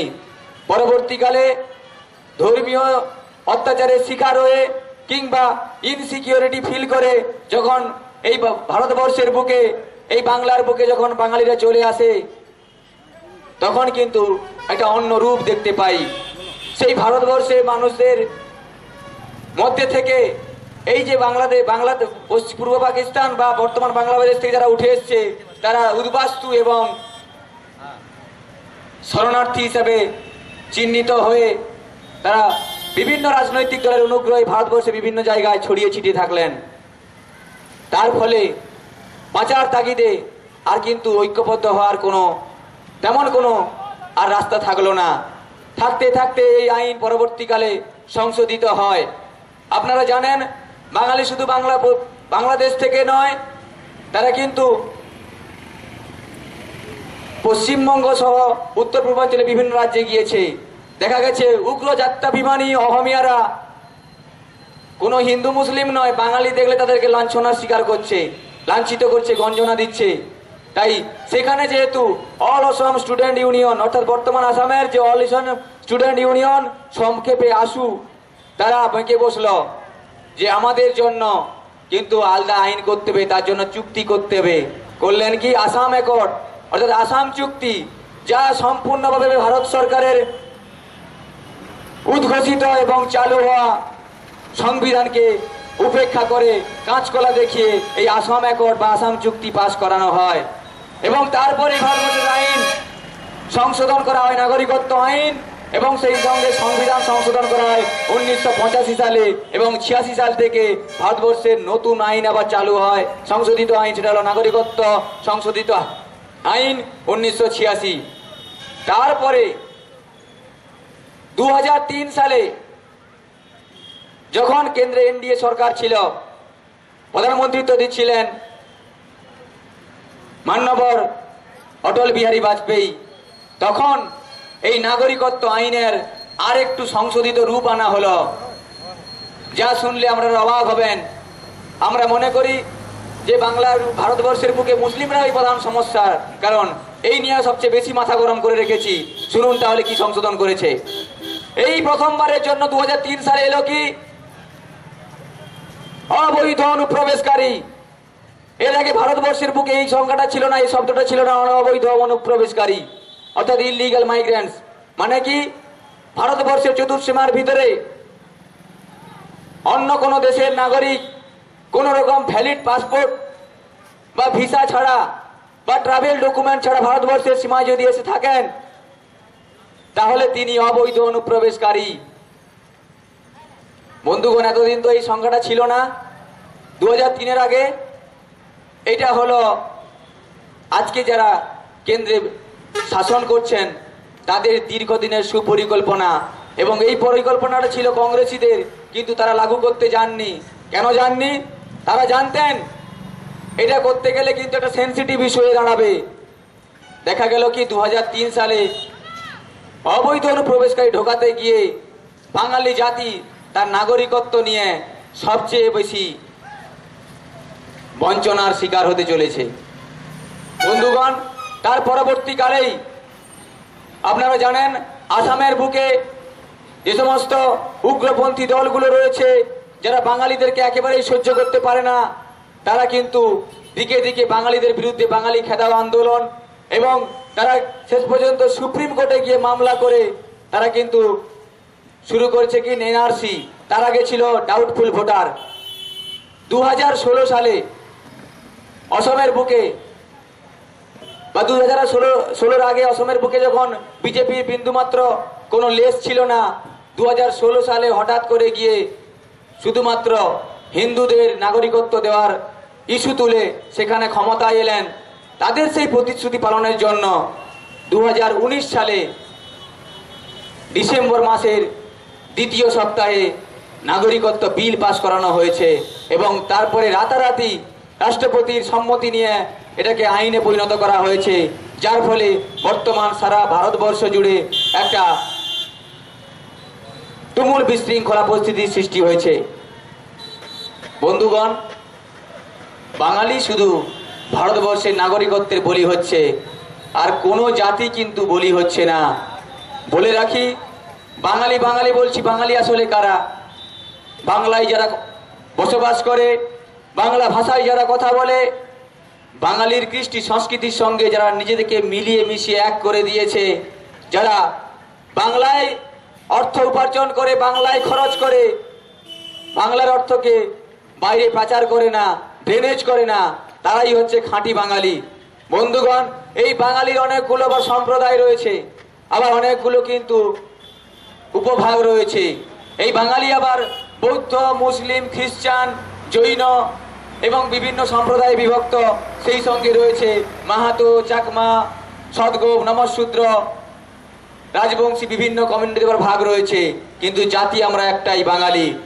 বন্ধুগণ, ধর্ম মতের ভিত্তিতে বর্তমান ভারতবর্ষের কেন্দ্র সরকার এবং বেশ কিছু হিন্দু সংগঠন যেভাবে উঠে পড়ে লেগেছে ভাগ করার জন্য, এই দেখে আর যাই মনে হোক না কেন, আমরা যতই বলি মেরা ভারত মহান হ্যায়, ভারত আবার জগত সভায় শ্রেষ্ঠ আসন লবে, সেইখানকার মানুষকে যখন ধর্মমতের ভিত্তিতে সুরসুড়ি দিয়ে ভাগ করা হয়, তার ফলে কখনোই মনে হয় না যে এই ভারতবর্ষ কিন্তু জগৎ সভায় শ্রেষ্ঠ আসন লবে, তা কখনো আমরা ভাবতেই পারি না।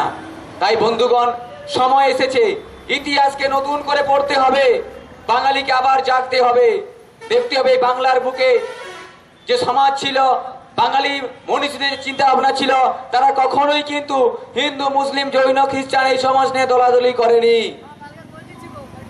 কিন্তু বন্ধুগণ, একবিংশ শতাব্দীতে যেখানে সারা বিশ্ব আজকে টেকনোলজির যুগে বিজ্ঞান লক্ষ্মীর আশীর্বাদে সারা বিশ্বে আজকে নিজেদেরকে আপগ্রেড করেছে, আমাদের ভারতবর্ষ সেই জায়গায় ধর্মীয় ভাব জোড়া থেকে আকৃষ্ট করে হিন্দু রাষ্ট্র গঠন করার উন্মাদনায় মেতে গিয়ে আজকে ভারতবর্ষের অভ্যন্তরে এক বিশৃঙ্খলা চাপিয়ে রেখেছে। আর এরই ভিতরে জনকল্যাণের নাম করে 42 খানা জীবনদায়ী ওষুধের দাম বাড়ানো হয়েছে। বন্ধুগণ, তারপরে বলবেন আমরা নাকি সিকিউর, 370 ধারা তোলা হয়ে গেছে, আমরা খুব আনন্দের মধ্যে আছি। কিন্তু ভূমিপুত্র কাশ্মীরিদেরকে কিন্তু এতটুকু সুযোগ সুবিধা দেওয়া হয়নি। সুযোগ সুবিধা কারা পাচ্ছেন? যারা আজকে ভারতবর্ষের বুকে জিডিপি কে নিচের দিকে নামিয়ে দেওয়ার জন্য দায়ী, সেই সমস্ত পুঁজিপতিরা ওইখানে গিয়ে ব্যবসা করবেন, তারাই সবচেয়ে বেশি সুযোগ সুবিধা পাবেন, দ্বিতীয় কোনো কেউ সুবিধা পাবেন না। সেইখানকার যারা ভূমিপুত্র কাশ্মীরি, তিনি হিন্দু হতে পারেন, তিনি মুসলিম হতে পারেন, তারা কিন্তু বঞ্চিত হবে। আমরা যারা শুনেছি, যারা কাশ্মীরে গিয়েছেন, শিক্ষিত ছেলে মেয়েরা তারা কিন্তু কাজের অভাবে, কর্মসংস্থানের অভাবে ধুকে ধুকে মরছে। পর্যটকরা গেলে তাদের পা টিপে রাত্রেবেলা। এই আমাদের ভারতবর্ষ। তাই বন্ধুগণ, জানতে হবে ওই নাগরিকত্বর নতুন আইন নিয়ে আমাদেরকে নাচানাচি করলে হবে না।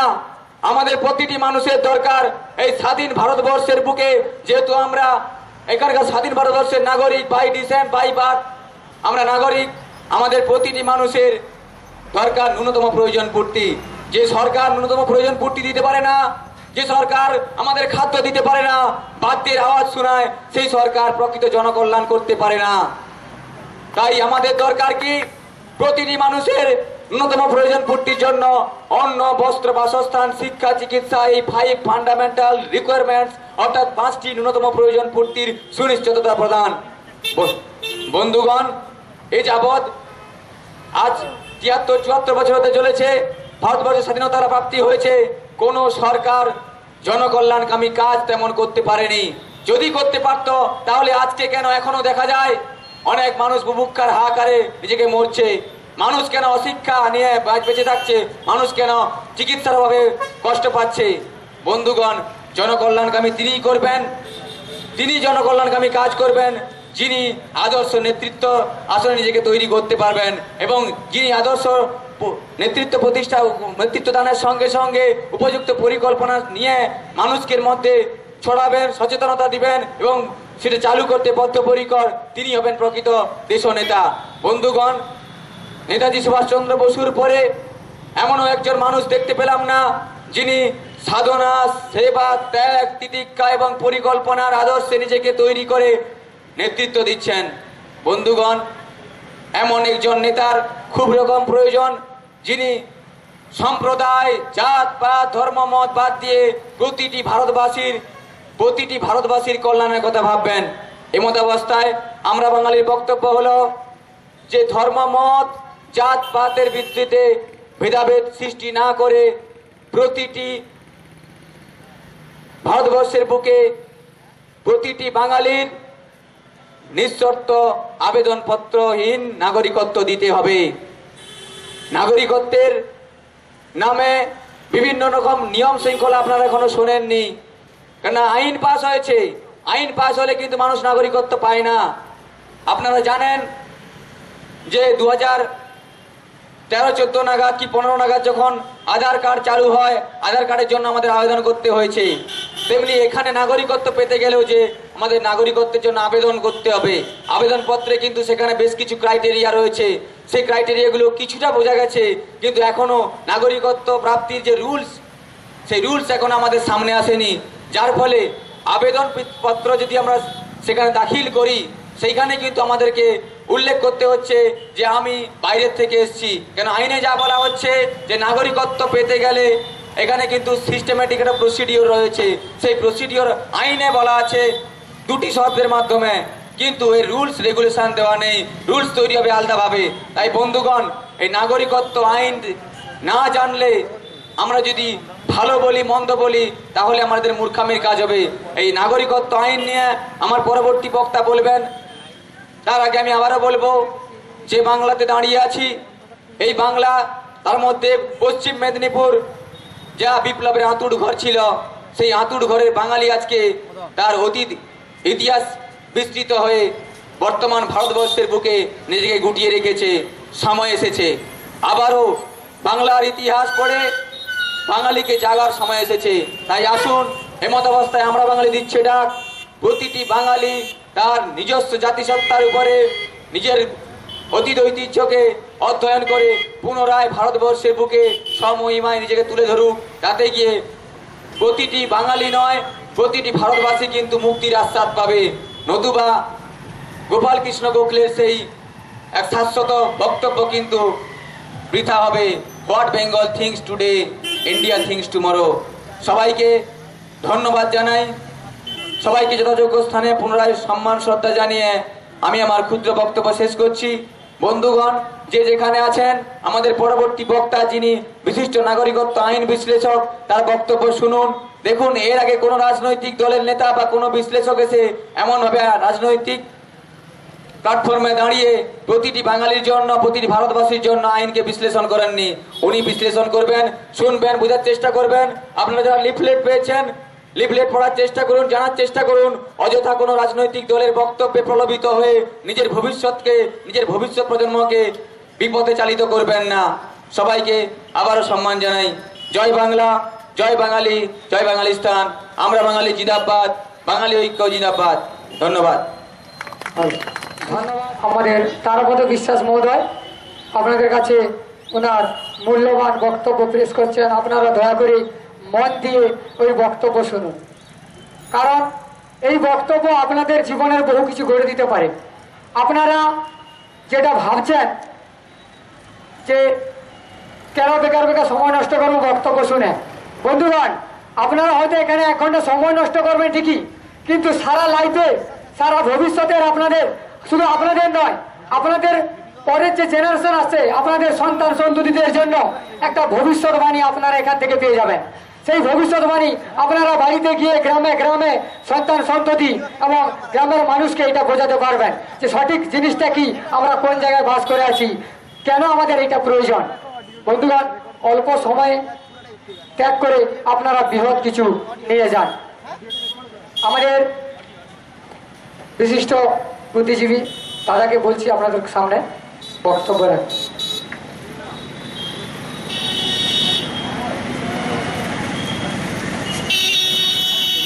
কেশিয়ারি ব্লকের সমস্ত মা ভাই বোনদের আন্তরিক শ্রদ্ধা, নমস্কার ও শুভেচ্ছা জানিয়ে আমরা বাঙালি সংগঠন, আমাদের সেই প্রিয় সংগঠনের পক্ষ থেকে বর্তমান ভারতবর্ষ জুড়ে যে এক রক্তক্ষয়ী এবং ভারতবর্ষের অখণ্ডতাকে টুকরো টুকরো করে দেওয়ার চক্রান্তমূলক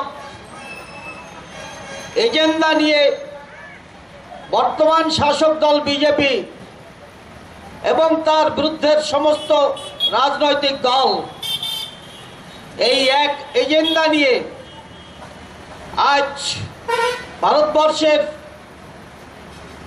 অভাব, দারিদ্র, দ্রব্যমূল্য বৃদ্ধি, বেকার সমস্যা, কৃষকদের সমস্যা, এই যে গুরুত্বপূর্ণ কাজ, সেই কাজের কোনো উন্নতি, কোনো আলোচনা, কোনো পরিকল্পনা, কোনো সমালোচনা, পত্র পত্রিকা, প্রতিদিনকার যে সমস্ত সাংবাদিক প্রতিবেদন আপনারা টিভির মাধ্যমে পাচ্ছেন, কোথাও আপনারা দেখছেন না। কারণ আমার পূর্ববর্তী বক্তা বলেছেন, বাঙালি জাতি সত্তাকে টার্গেট করে এই যে পরিকল্পনা, এই যে বিশ্বাসঘাতকতা, এই যে ষড়যন্ত্র, এই যে চক্রান্ত, এই চক্রান্ত 2013 সালে একদম প্রকট হয়ে উঠেছে অসমের মাটিতে। অসম থেকে আস্তে আস্তে করে বাঙালি অধ্যুষিত এলাকাতে এই চক্রান্ত ছড়িয়ে দেওয়া হচ্ছে ইচ্ছাকৃতভাবে। যদিও এই চক্রান্তের রূপকার যদি বলতে হয় তাহলে প্রথমেই নাম স্মরণ করতে হবে জাতীয় কংগ্রেসকে। যে জাতীয় কংগ্রেস যাদের হাতে স্বাধীনতা অর্পিত হয়েছিল। আপনারা জানেন 1947 সালে ব্রিটিশ রাজ যে স্বাধীনতা ভারতবর্ষের ঘোষণা করেছিল ব্রিটেন পার্লামেন্টে, সেই ব্রিটেন পার্লামেন্টের যে বিল পাশ হয়েছিল সেই বিল অনুযায়ী তারা স্বাধীনতা এক প্রকার হস্তান্তর করেছিল। স্বাধীনতা কিন্তু আমরা অর্জন তো ঠিকই করেছি, কিন্তু সেই অর্জনের বিনিময়ে আমরা যে কঠোর মূল্যের দেওয়ার শেষ মুহূর্তে আমাদের স্বাধীনতা অর্জন করতে হতো, সেই মুহূর্তে আমরা না করতে পেরে তার থেকে মাত্র 3 বছর পরে গিয়ে কিছু ভিখারির হাতে ভারতবর্ষের স্বাধীনতা দিয়ে ব্রিটিশরা পালিয়ে গিয়েছিল। এই ইতিহাস আপনারা জানেন। তাহলে শাসন ক্ষমতা এলো কাদের হাতে? জওহরলাল নেহরুর হাতে। শাসন ক্ষমতা এলো বল্লভভাই প্যাটেলের হাতে। শাসন ক্ষমতা এলো তৎকালীন রাজা গোপালাচারিয়ার হাতে, দক্ষিণ ভারতীয় মেড্রাসি নেতা, এবং অসংখ্য আরো লোক। বিহারের রাজেন্দ্র প্রসাদ যিনি প্রথম রাষ্ট্রপতি হয়েছিলেন, এরা সবাই কংগ্রেসের লোক। এরাই ভারতবর্ষকে গড়তে শুরু করলেন।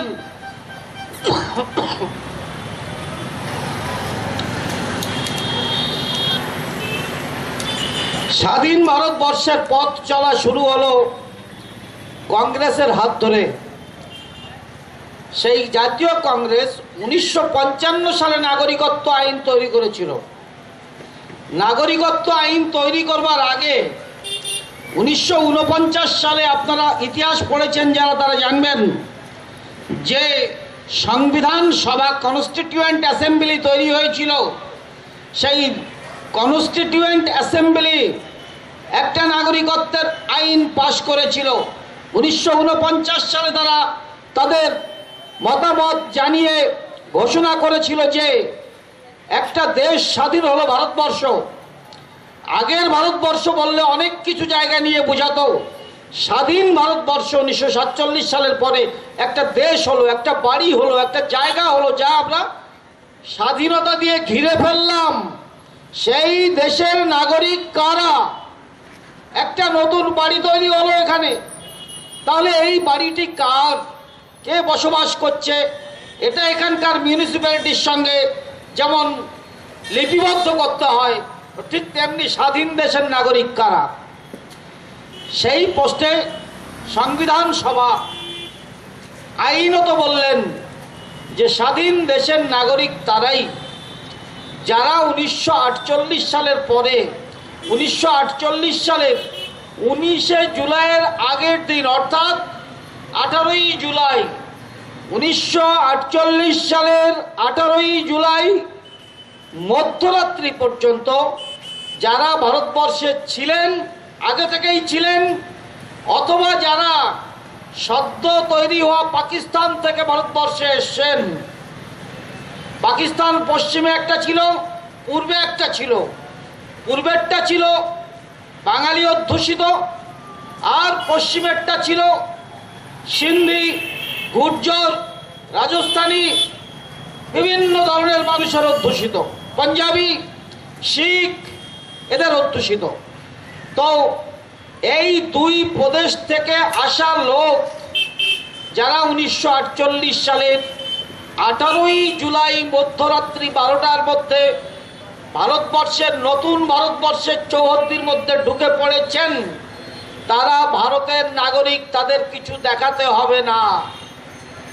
একে বলা হয় নিঃশর্ত নাগরিকত্ব। একে বলা হয় এককালীন নাগরিকত্ব আইনের ঘোষণা।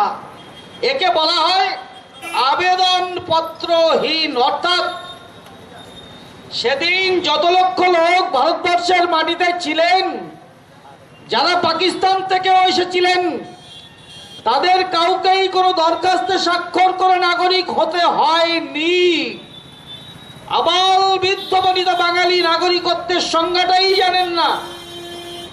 নাগরিকত্বের যে ফরমায়েশ, নাগরিকত্বের যে নিয়মাবলী, সেই নিয়মাবলী আইনের থেকেও একটু অন্যরকম। পার্লামেন্টে প্রথম পাশ হয় একটি আইন, সেই আইনকে বাস্তবে প্রয়োগ করতে গেলে তার কয়েক মাস পরে তৈরি হয় সেই আইন সংক্রান্ত রুলস বা নিয়মাবলী। যে নতুন আইন তৈরি করেছে বর্তমান বিজেপি সরকার, সেই বিজেপি সরকার এখনো তার রুলস অর্থাৎ নিয়মাবলী তৈরি করে জনগণের সামনে প্রকাশ করেনি। তাই আইনের ভাষায় যে যে শব্দ বসানো আছে সেই সেই শব্দের অর্থ যা দাঁড়ায় তার উপর ভিত্তি করেই আজ পর্যন্ত বলা সম্ভব। কিন্তু নিয়মাবলী যখন ছাপা হয়ে যাবে তখন আরো স্পষ্ট রূপে আপনাদের চোখে আঙুল দিয়ে দেখিয়ে দেওয়া যাবে যে এই 19 আইনটি নাগরিকত্ব সংশোধনী আইন 2019 মোদী সরকার যেটা দিয়ে বগল বাজাচ্ছে যে অনেক লোককে নাগরিকত্ব দিবে, সেই নাগরিকত্ব আইন যে ভুলে ভরা, সেই নাগরিকত্ব আইন যে শর্তযুক্ত, সেই নাগরিকত্ব আইনে যে আপনাকে 3 থেকে 4 রকমের প্রমাণপত্র দিতে হবে এবং সেই প্রমাণপত্র মানা না মানা সম্পূর্ণই কেন্দ্রীয় সরকারের স্বাধীন ইচ্ছার উপরে নির্ভর করে। আপনি চাইলে মানতেও পারে, তারা চাইলেই মানবে, তারা না চাইলে হাজার হাজার আবেদনপত্র, নাগরিকত্ব আবেদনপত্র ছুঁড়ে ফেলে দেওয়া হবে। যে আইনগুলো আম জনতার জানা নেই বন্ধুগণ, আমরা সেই উদ্দেশ্যে আজকে প্রথমেই বলবো এনআরসি আর এনপিআর এর বিরোধিতায় ব্যস্ত রয়েছে আজকে তৃণমূল দল। এনআরসি, এনপিআর এবং আইন, এই 3টে জিনিসের বিরুদ্ধাচরণ করছে বিজেপি দল বাদ দিয়ে আর সমস্ত রাজনৈতিক দল। পশ্চিমবঙ্গের শাসক দল টিএমসি, জাতীয় কংগ্রেসের পশ্চিমবঙ্গ ইউনিট, সিপিএম দল আর অন্যান্য ছোটখাটো দল যা আছে সবাই এনপিআর এনআরসির বিরুদ্ধাচরণ করছে। আচ্ছা বলুন তো সাধারণ জ্ঞান দিয়ে, একটা জায়গায় বললাম এই বাড়িটা আমার পছন্দ হয়নি, তাহলে তো সেই ভদ্রলোক জিজ্ঞেস করবেন যে আপনার কেমন বাড়ি পছন্দ, তাই নয় কি? আরে মশাই, আপনি যদি পাল্টা কোনো জবাব দিতে না পারেন, সদুত্তর দিতে না পারেন, তাহলে আপনি একজনের তৈরি করা পছন্দ করা বাড়িটাকে আপনি খারাপ বলে বেরিয়ে যাবেন একদম। এ তো হয় না। এটা তো হচ্ছে গাধামো, যাকে বলে গাধামো। গাধাকে সামনে মূলো ঝুলিয়ে দিয়ে পথ হাঁটানো, আমি যাকে তাকে বোকা বানিয়ে চলে যাচ্ছি। অর্থাৎ আমি যদি বলি এই মাইক্রোফোনটা খারাপ, তাহলে আরেকটা ভালো মাইক্রোফোন চাইতে হবে আমাকে। এটা তো উত্তর নয়। এনআরসির বিরুদ্ধে, এনআরসির বিরুদ্ধে কি মমতা দেবী, মমতা ব্যানার্জি খুলে বলুন পশ্চিমবঙ্গ জুড়ে এনপিআর এনআরসি চলবে না, হতে দেব না, মানি না, এই তো বক্তব্য। কংগ্রেস এবং সিপিএম এর বক্তব্য ঠিক তাই। এই 3টে রাজনৈতিক দলের বক্তব্য একই, no NRC, no NPR, no CAA. তাহলে নো যখন ইয়েস কি, what would be the yes? আপনি বলছেন নো, তাহলে তো ইয়েস এর জবাব দেওয়ার দায়িত্ব আপনার। তাহলে সিপিএম, কংগ্রেস, বিজেপি কেশিয়ারির বুকে দাঁড়িয়ে বলুক যে এনআরসির বিরুদ্ধে কি চায় তারা। আমরা বাঙালি দল কিন্তু এনআরসির বিরুদ্ধে ওই দেখুন দাবি টাঙিয়ে রেখেছে। নিঃশর্ত নাগরিকত্ব আইন চাই, এই সংশোধন করতে হবে, নিঃশর্ত নাগরিকত্বের আইন পাস করতে হবে নতুন করে। নিঃশর্ত নাগরিকত্বের আইন, যেখানে আবেদন করা লাগবে না, যেখানে দরখাস্ত করা লাগবে না, প্রমাণপত্র দেখানো লাগবে না। ওই 1949 এবং অসম চুক্তিতে যে নিঃশর্ত নাগরিকত্ব দেওয়া হয়েছে, অসমে নিঃশর্ত নাগরিকত্ব দেওয়া হয়েছে আপনারা জানেন যে 1971 সালের 24শে ডিসেম্বর মধ্যরাত্রি পর্যন্ত যারা আসামে ছিলেন তারা অসমের নাগরিক। তো আমরা বাঙালি দলের পক্ষ থেকে আমরা স্পষ্ট ঘোষণা করছি যে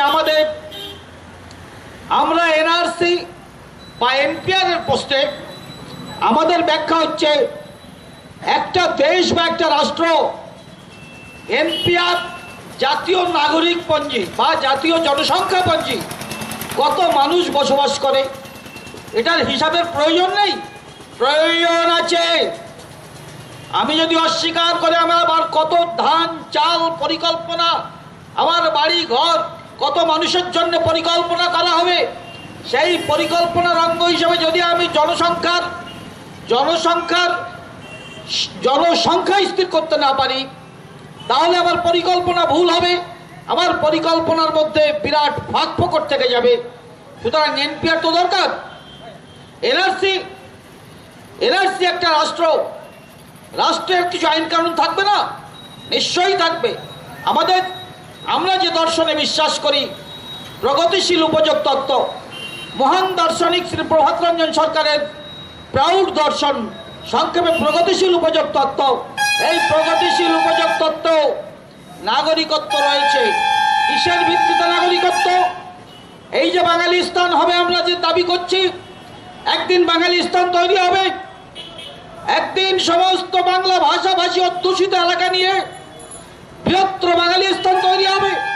সেদিন এই বাঙালিস্তানের নাগরিকত্ব নিতে হবে যারা এই এলাকার মধ্যে থাকবেন।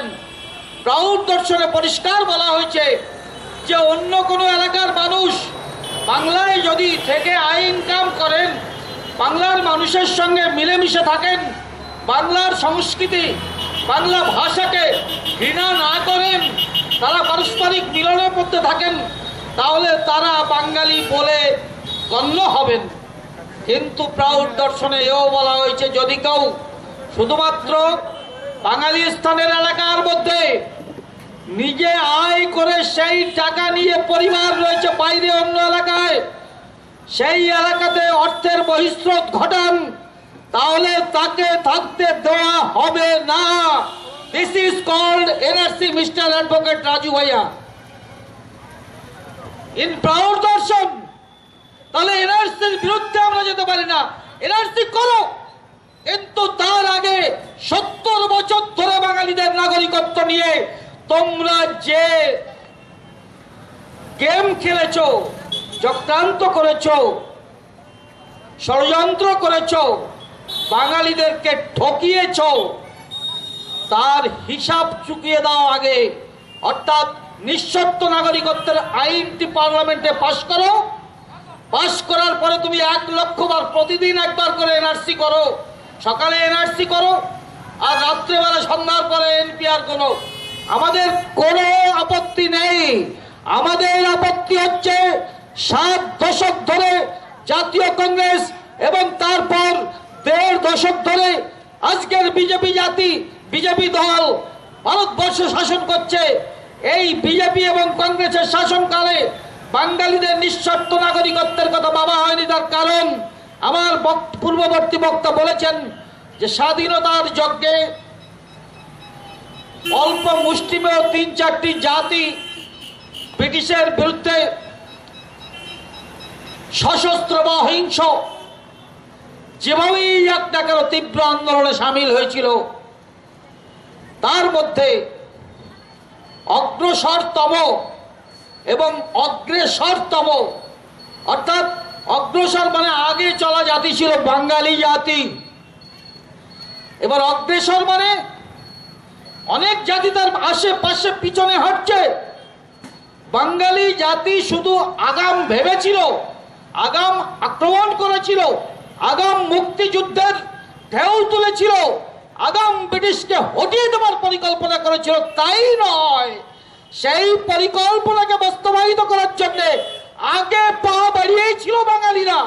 সামনের সারিতে ছিল বাঙালি, পিছনের সারিতে ছিল পাঞ্জাব, তারপরে ছিল আর কোন জাতি বলুন, মারাঠিরাও ছিল, ইউপির জাতিরাও কিছু কিছু ছিল। 4টে 3টে 4টে 5টা জাতির লোকেরা স্বাধীনতা সংগ্রামে অংশগ্রহণ করেছিল।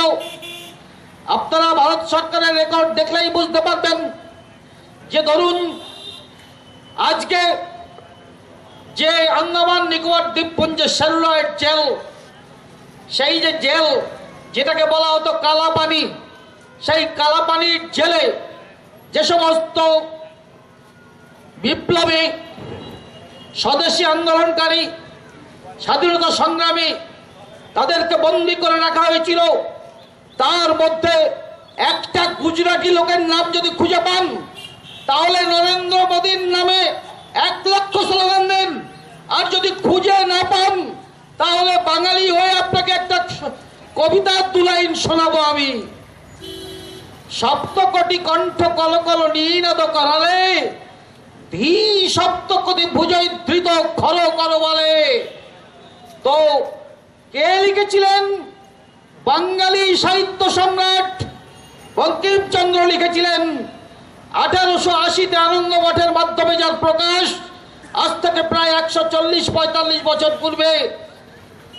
তো এই গানটি হয়েছে ভারতবর্ষের বন্দনা গীতি, জাতীয় সঙ্গীত হয়েছে আমাদের এই কবিগুরু, বাঙালি সাহিত্যবিদ কবিগুরু রবীন্দ্রনাথের জনগণ কবিতা, আর জাতীয় বন্দনা গীতি হয়েছে সাহিত্য সম্রাটের এই যে কবিতা। তো এই কবিতার অর্থটা 2 লাইনে কি আছে? অর্থটা আছে সপ্তকোটি কণ্ঠ, মানে তখন বাঙালির সংখ্যা ছিল প্রায় 7 কোটি, তাই কবিতার ছন্দে লিখতে গিয়ে সপ্তকোটি কণ্ঠ বলেছেন। অর্থাৎ 7 কোটি লোক হলে 7 কোটি কণ্ঠ হয় না, 7 কোটি লোক একসঙ্গে চিৎকার করতে পারে। আর যদি 2 হাতে 2খানা তরবারি ধরে, 2 কোটি মানে 14 কোটি তরবারি লাগে, তাই নয় কি? একটা লোকের 2টো হাত, 7 কোটি লোকের 14 কোটি হাত, 14 কোটি হাতে তরবারি ধরে চাপিয়ে পড়তে বলেছেন। কাকে লড়াই করবার জন্য? ব্রিটিশকে লড়াই করবার জন্য। কার স্বাধীনতার জন্য? বাংলার স্বাধীনতার জন্য। এই কবিতা উৎসর্গীকৃত হয়েছে প্রথমে বাংলার উপরে। বাংলা একটি দেশ, বাংলা একটি দেশ, বাঙালি একটি জাতি।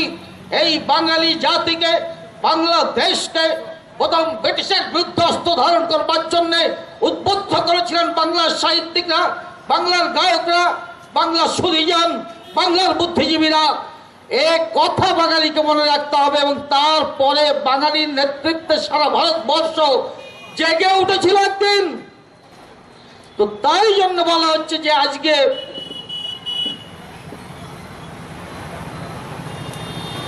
আজ যখন আমরা দেখতে পাচ্ছি দেশ ভাগ হলো,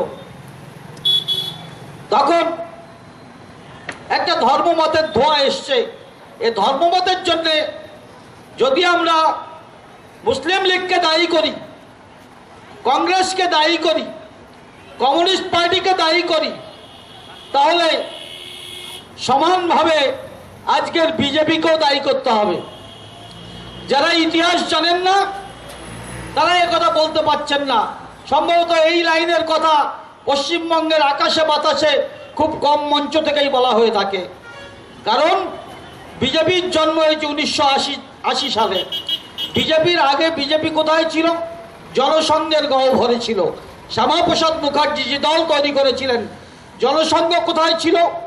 জনসংঘ ছিল একটু সত্যি কথা বলতে গেলে হিন্দুত্ব মনোভাবাপন্ন দলটি, মূলত আরএসএস দলের সম লাইনের, সমতাত্ত্বিক, সম অন্যান্য দার্শনিক ভিত্তির উপরে দাঁড়িয়েছিল। আর এই আরএসএস এর জন্ম হয়েছিল 1925 খ্রিস্টাব্দে। 1925 খ্রিস্টাব্দে যে আরএসএস এর জন্ম হয়েছিল সেটা কিন্তু বাঙালি মনীষীদের হাতে জন্মটা হয়নি। ভারতবর্ষের যতগুলো রাজনৈতিক দল তাকিয়ে দেখুন, তার প্রায় প্রত্যেকটা বড় বড় রাজনৈতিক দলের জন্ম হয়েছে বাংলা এবং বাঙালির হাতে। জাতীয় কংগ্রেস, সুরেশ বালুজ্জে, উমেশ বালুজ্জে, তারা ছিলেন প্রতিষ্ঠাতা। আজকে যদি দেখুন বিজেপি, তার জন্মদাতাকে, তার জন্মদাতা মূলত শ্যামাপ্রসাদ মুখার্জি, বাঙালির বাচ্চা। তো আজকে যদি দেখেন ফরওয়ার্ড ব্লক, তার জন্মদাতাকে মহাবিপ্লবী সুভাষচন্দ্র বসু। আজকে যদি দেখেন অন্যান্য দল, তো সমস্ত দলগুলোই জন্ম হয়েছিল বাংলায়, বাঙালির মস্তিষ্ক থেকে। কিন্তু হিন্দুত্ববাদের জন্মটা বাঙালির মস্তিষ্কে জন্মগ্রহণ করেনি। হেডগাঁওকার ছিলেন তার প্রধান, যিনি মস্তিষ্ক থেকে জন্ম দিয়েছিলেন। হেডগাঁওকার বাঙালি নন। এরা কি চেয়েছিল? এরা চেয়েছিল 30-এর দশক জুড়ে, 1930-এর দশক জুড়ে হিন্দুত্ববাদের এমন প্রচার শুরু করেছিল যে মুসলমানদের ভাগিয়ে ভাগিয়ে মুসলিমরা যখন 1905 সালে মুসলিম লীগের মাধ্যমে একটু একটু করে ইংরেজদের লাইনে গিয়ে দাবি করতে শুরু করেছে আলাদা রাষ্ট্রের, আলাদা ধর্মভিত্তিক একটা ঘরানার, ঠিক তার পরিপ্রেক্ষিতে হিন্দুত্ববাদ তীব্র প্রচার চালিয়েছিল। হিন্দুত্ববাদীদের হয়ে আলাদা একটা রাষ্ট্রের, দর্শনের, ঘরানার একটা বিশেষ আদর্শের, সেই আদর্শের পরিপ্রেক্ষিতে জনসংঘ, হিন্দু মহাসভা, বিভিন্ন যে সাম্প্রদায়িক দল, আজকে মুসলিম লীগকে যেমন সাম্প্রদায়িক বলে আমরা ঘৃণা করছি, তেমনি সাম্প্রদায়িক দল হিসাবে হিন্দু মহাসভা, সাম্প্রদায়িক দল হিসাবে জনসংঘকে একই পাতে বসাতে হবে আপনাকে। আপনি আমি হিন্দু বলে হিন্দু মহাসভা শুধু হিন্দুদের কথা বললে সে সাম্প্রদায়িক হবে না, আর মুসলিম লীগ মুসলমানদের কথা বললেই সাম্প্রদায়িক হবে, এ হতে পারে না। কারণ ধর্ম, মত আর মানব প্রজাতি এক জিনিস নয়। মানুষের যে জাতি তত্ত্ব, সেই জাতি তত্ত্বের রেস বলা হয়েছে, RAC, রেস মানে জাতি, আর এথনোসিটি, ETHNOCITY, এথনোসিটি, এথনিক রেস অর্থাৎ নৃতাত্ত্বিক জাতি, এথনিক রেস নৃতাত্ত্বিক জাতি।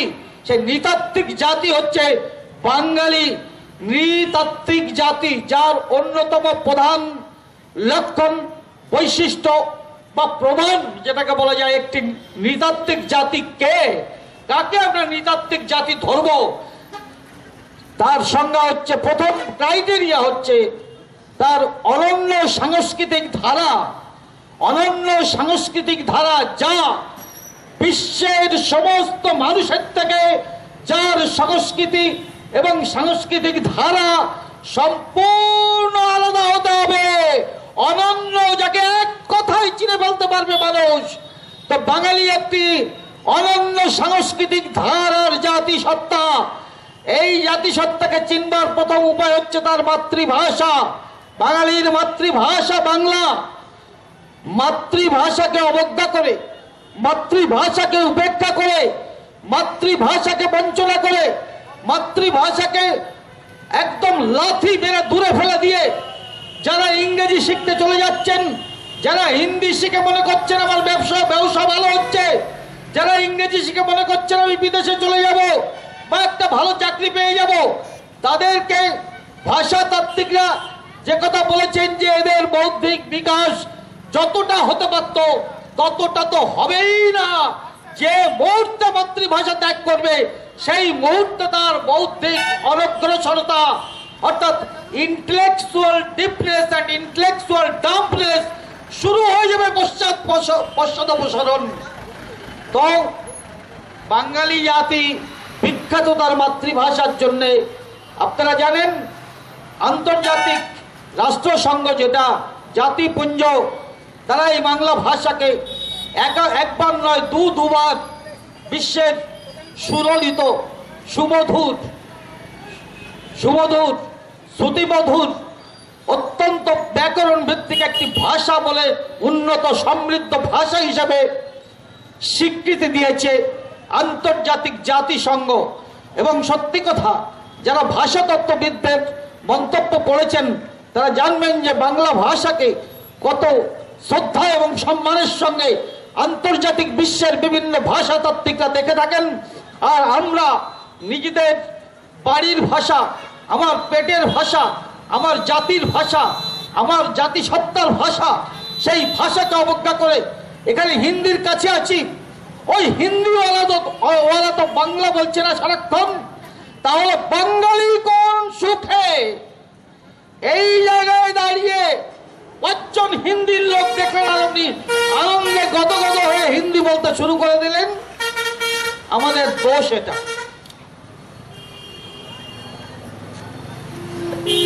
এই মাতৃভাষাগত নৃতাত্ত্বিক জাতিসত্তাকে ধ্বংস করার পরিকল্পনা ব্রিটিশরা করেছিল, কারণ ব্রিটিশ নরেন্দ্র মোদীর দেশে লুটতরাজ করতে আসেনি।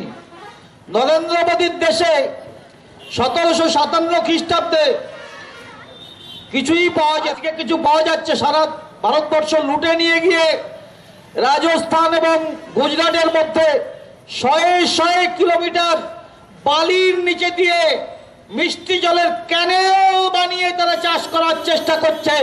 কজন বাঙালি সে ঘটনা জানেন? কোন কোন দল তারা এই সমস্ত একটু প্রচার করেন? ইংরেজরা এসেছিল বাংলাদেশের, বর্তমান বাংলাদেশের চট্টগ্রাম বন্দর দিয়ে প্রথম পদার্পণ করেছিল। তারা এসেছিল অখণ্ড বাংলার ভূপৃষ্ঠস্থ এবং ভূগর্ভস্থ, অর্থাৎ বিভিন্ন মাটির নিচের, পাহাড়ের নিচের যে সমস্ত বিভিন্ন খনি, সেই খনিজ পদার্থ লুট করতে, এবং বাংলার মাটিতে যে উর্বর মাটি, সেই উর্বর মাটির সঙ্গে যে সুন্দর মৌসুমী বায়ু, তার সঙ্গে গ্যালন গ্যালন পৃথিবীর সব থেকে বেশি মিষ্টি জল যে বাংলায় পাওয়া যায় একমাত্র, সেই মিষ্টি জল আর মাটির পরিপোষক খাদ্যাবলী, নিউট্রিয়েন্ট, এই পাঁচটা সম্পদ, আলো এবং সূর্যের আলো, পর্যাপ্ত সূর্যের আলো বাংলাকে সূর্যদেব দেয়। এটা প্রকৃতির দান। প্রকৃতি যেমন প্রয়োজন মতো সূর্য তাপ, প্রয়োজন মতো বায়ু বাতাস, আর অত্যধিক উর্বর মাটি, আর সুন্দর মিষ্টি জলের অফুরন্ত ভান্ডার বাংলাকে দিয়েছে, সেই পাঁচটি সম্পদের পরিপ্রেক্ষিতে যে ভূপৃষ্ঠে মাটিতে যে ফসল ফলে, বৃক্ষ সম্পদ, শস্য সম্পদ, ফল সম্পদ, অজস্র ঔষধি গাছ সম্পদ, হাজার হাজার সম্পদ মাটির উপরে হচ্ছে, শয়ে সম্পদ মাটির নিচে সাজানো রয়েছে বাংলার। আপনারা যে জায়গায় আছেন, আপনাদের মাটির নিচেও নিশ্চয়ই কোনো সম্পদ রয়েছে। তার কারণ এই সুবর্ণরেখা নদী। আপনারা যেখান থেকে 10-15 কিলোমিটার, তো তারই এককালের এটা ছিল গর্ভ। এগুলো এককালে সুবর্ণরেখা নদীর গর্ভেই ছিল, পরবর্তীকালে কয়েকশো বছর আগে এই জনপদ গড়ে উঠেছে। তো এই সুবর্ণরেখা নদী পৃথিবীর সভ্যতার ইতিহাসে সব থেকে বেশি অবদান রেখেছে, কথা বলেছেন মহান দার্শনিক শ্রী প্রভাত রঞ্জন সরকার, যিনি সৃষ্টি করেছেন নব্য মানবতাবাদ ভিত্তিক প্রাউড দর্শন, আর্থ সামাজিক দর্শন, অর্থনৈতিক দর্শন এবং সমাজ দর্শন, যার মাধ্যমে বাঙালি জাতি তৈরি করবে, বাঙালি স্থান, বাঙালি জাতি মুক্ত হয়ে এক এক করে ভারতবর্ষের জাতি গোষ্ঠীগুলো আন্দোলন করে করে প্রাউড দর্শনকে প্রতিষ্ঠিত করে, তার মাধ্যমে নিজেদের অর্থনৈতিক স্বাধীনতা এবং সামাজিক স্বাধীনতাকে বাস্তবে রূপ দেবে এবং সারা বিশ্বে ছড়িয়ে পড়ে এক নতুন বিশ্ব, প্রাউড ভিত্তিক এক মহারাষ্ট্র তৈরি হবে এই সারা পৃথিবী জুড়ে। সেই দার্শনিক উদ্গাতা, প্রবক্তা শ্রী প্রভাত রঞ্জন সরকার খুব স্পষ্ট করে তার বাংলা ও বাঙালি বইতে অনেক যুক্তি, তথ্য ইত্যাদির সঙ্গে অভিমত প্রকাশ করেছেন যে সুবর্ণরেখা নদী পৃথিবীর সভ্যতার ইতিহাসে অন্যতম প্রধান এবং প্রথম মাইল ফলক। তো সেই নদীর দুপারের যে জনপদ, সেই জনপদের নিচেও রয়েছে অনেক প্রাকৃতিক আগরিক, আগামী দিনে যার সন্ধান বেরোবে। তো সেই সম্পদ লুট করার জন্য ইংরেজরা এসেছিল ভারতবর্ষের বাংলাতে। প্রথম ইংরেজরা কাদের সঙ্গে প্রথম যুদ্ধ করেছিল? নরেন্দ্র মোদীর ঠাকুরদাদার সঙ্গে। যারা বিজেপি করেন তারা একটু ইতিহাস ঘেটে দেখবেন যে রাজস্থানের বালি বস্তা ভরে, কি রাজস্থান গুজরাটের বালি আর পাহাড় কেটে কেটে ভেঙে ভেঙে জাহাজে করে ব্রিটেন নিয়ে যাওয়ার জন্য ব্রিটিশরা ভারতবর্ষে আসেনি। তবুও কিছু মূর্খ রাজনীতিবিদ সে কথা স্বীকার করবে না। ইংরেজরা এসেছিল বাংলায়, তারা বিভিন্ন জায়গায় দখল করে তারপরে গিয়ে সিরাজদৌলার সঙ্গে সংগ্রাম করে বাংলা, বিহার, উড়িষ্যার দখল নিয়েছিল। পূর্ব ভারতে তারা সম্পদবহুল পূর্ব ভারত তারা এসেছিল। তারপর তারা সারা ভারতবর্ষে কবজা করেছিল ক্ষমতা, যেখান থেকে যা পেয়েছিল চেষ্টা করে নিয়ে গেছিল। এটাকে দীর্ঘদিন চালিয়ে রাখার জন্য তারা জানে যে একমাত্র বাঙালি জাতি বিরোধিতা করবে। ভারতবর্ষে অন্য কোনো জাতি নেই যে জাতি ইংরেজদের বিরুদ্ধে অস্ত্র ধরে লাফিয়ে পড়বে। ভারতবর্ষে যত লোক স্বাধীনতার যজ্ঞে ফাঁসিতে ঝুলেছে তার অর্ধেকের বেশি হচ্ছে বাংলার থেকে বাংলার ছেলেরা। ভারতবর্ষের যত লক্ষ মানুষ আন্দোলন করে কারাবরণ করেছিল এবং কারান্তরণে যাদের জীবনের সমাধি হয়েছিল তাদের মধ্যে প্রায় বলতে গেলে 60% মানুষ বাঙালি। ইতিহাস স্পষ্ট সাক্ষ্য দিচ্ছে। পড়ুন the history of freedom movement in India, Rameshchandra Majumdar বাঙালি ঐতিহাসিকের লেখা।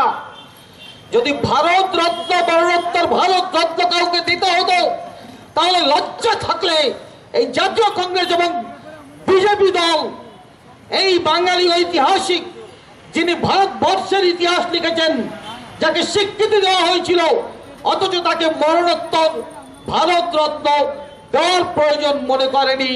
আর আমরা বাঙালিরাও মরণোত্তর ভারত রত্ন অন্যদের দিতে যাচ্ছি। সাভারকরকে ভারত রত্ন দেওয়া যায় কিনা? অর্থাৎ সাভারকর ছিলেন মুসলিম বিরোধী, হিন্দুত্ববাদের প্রচারক।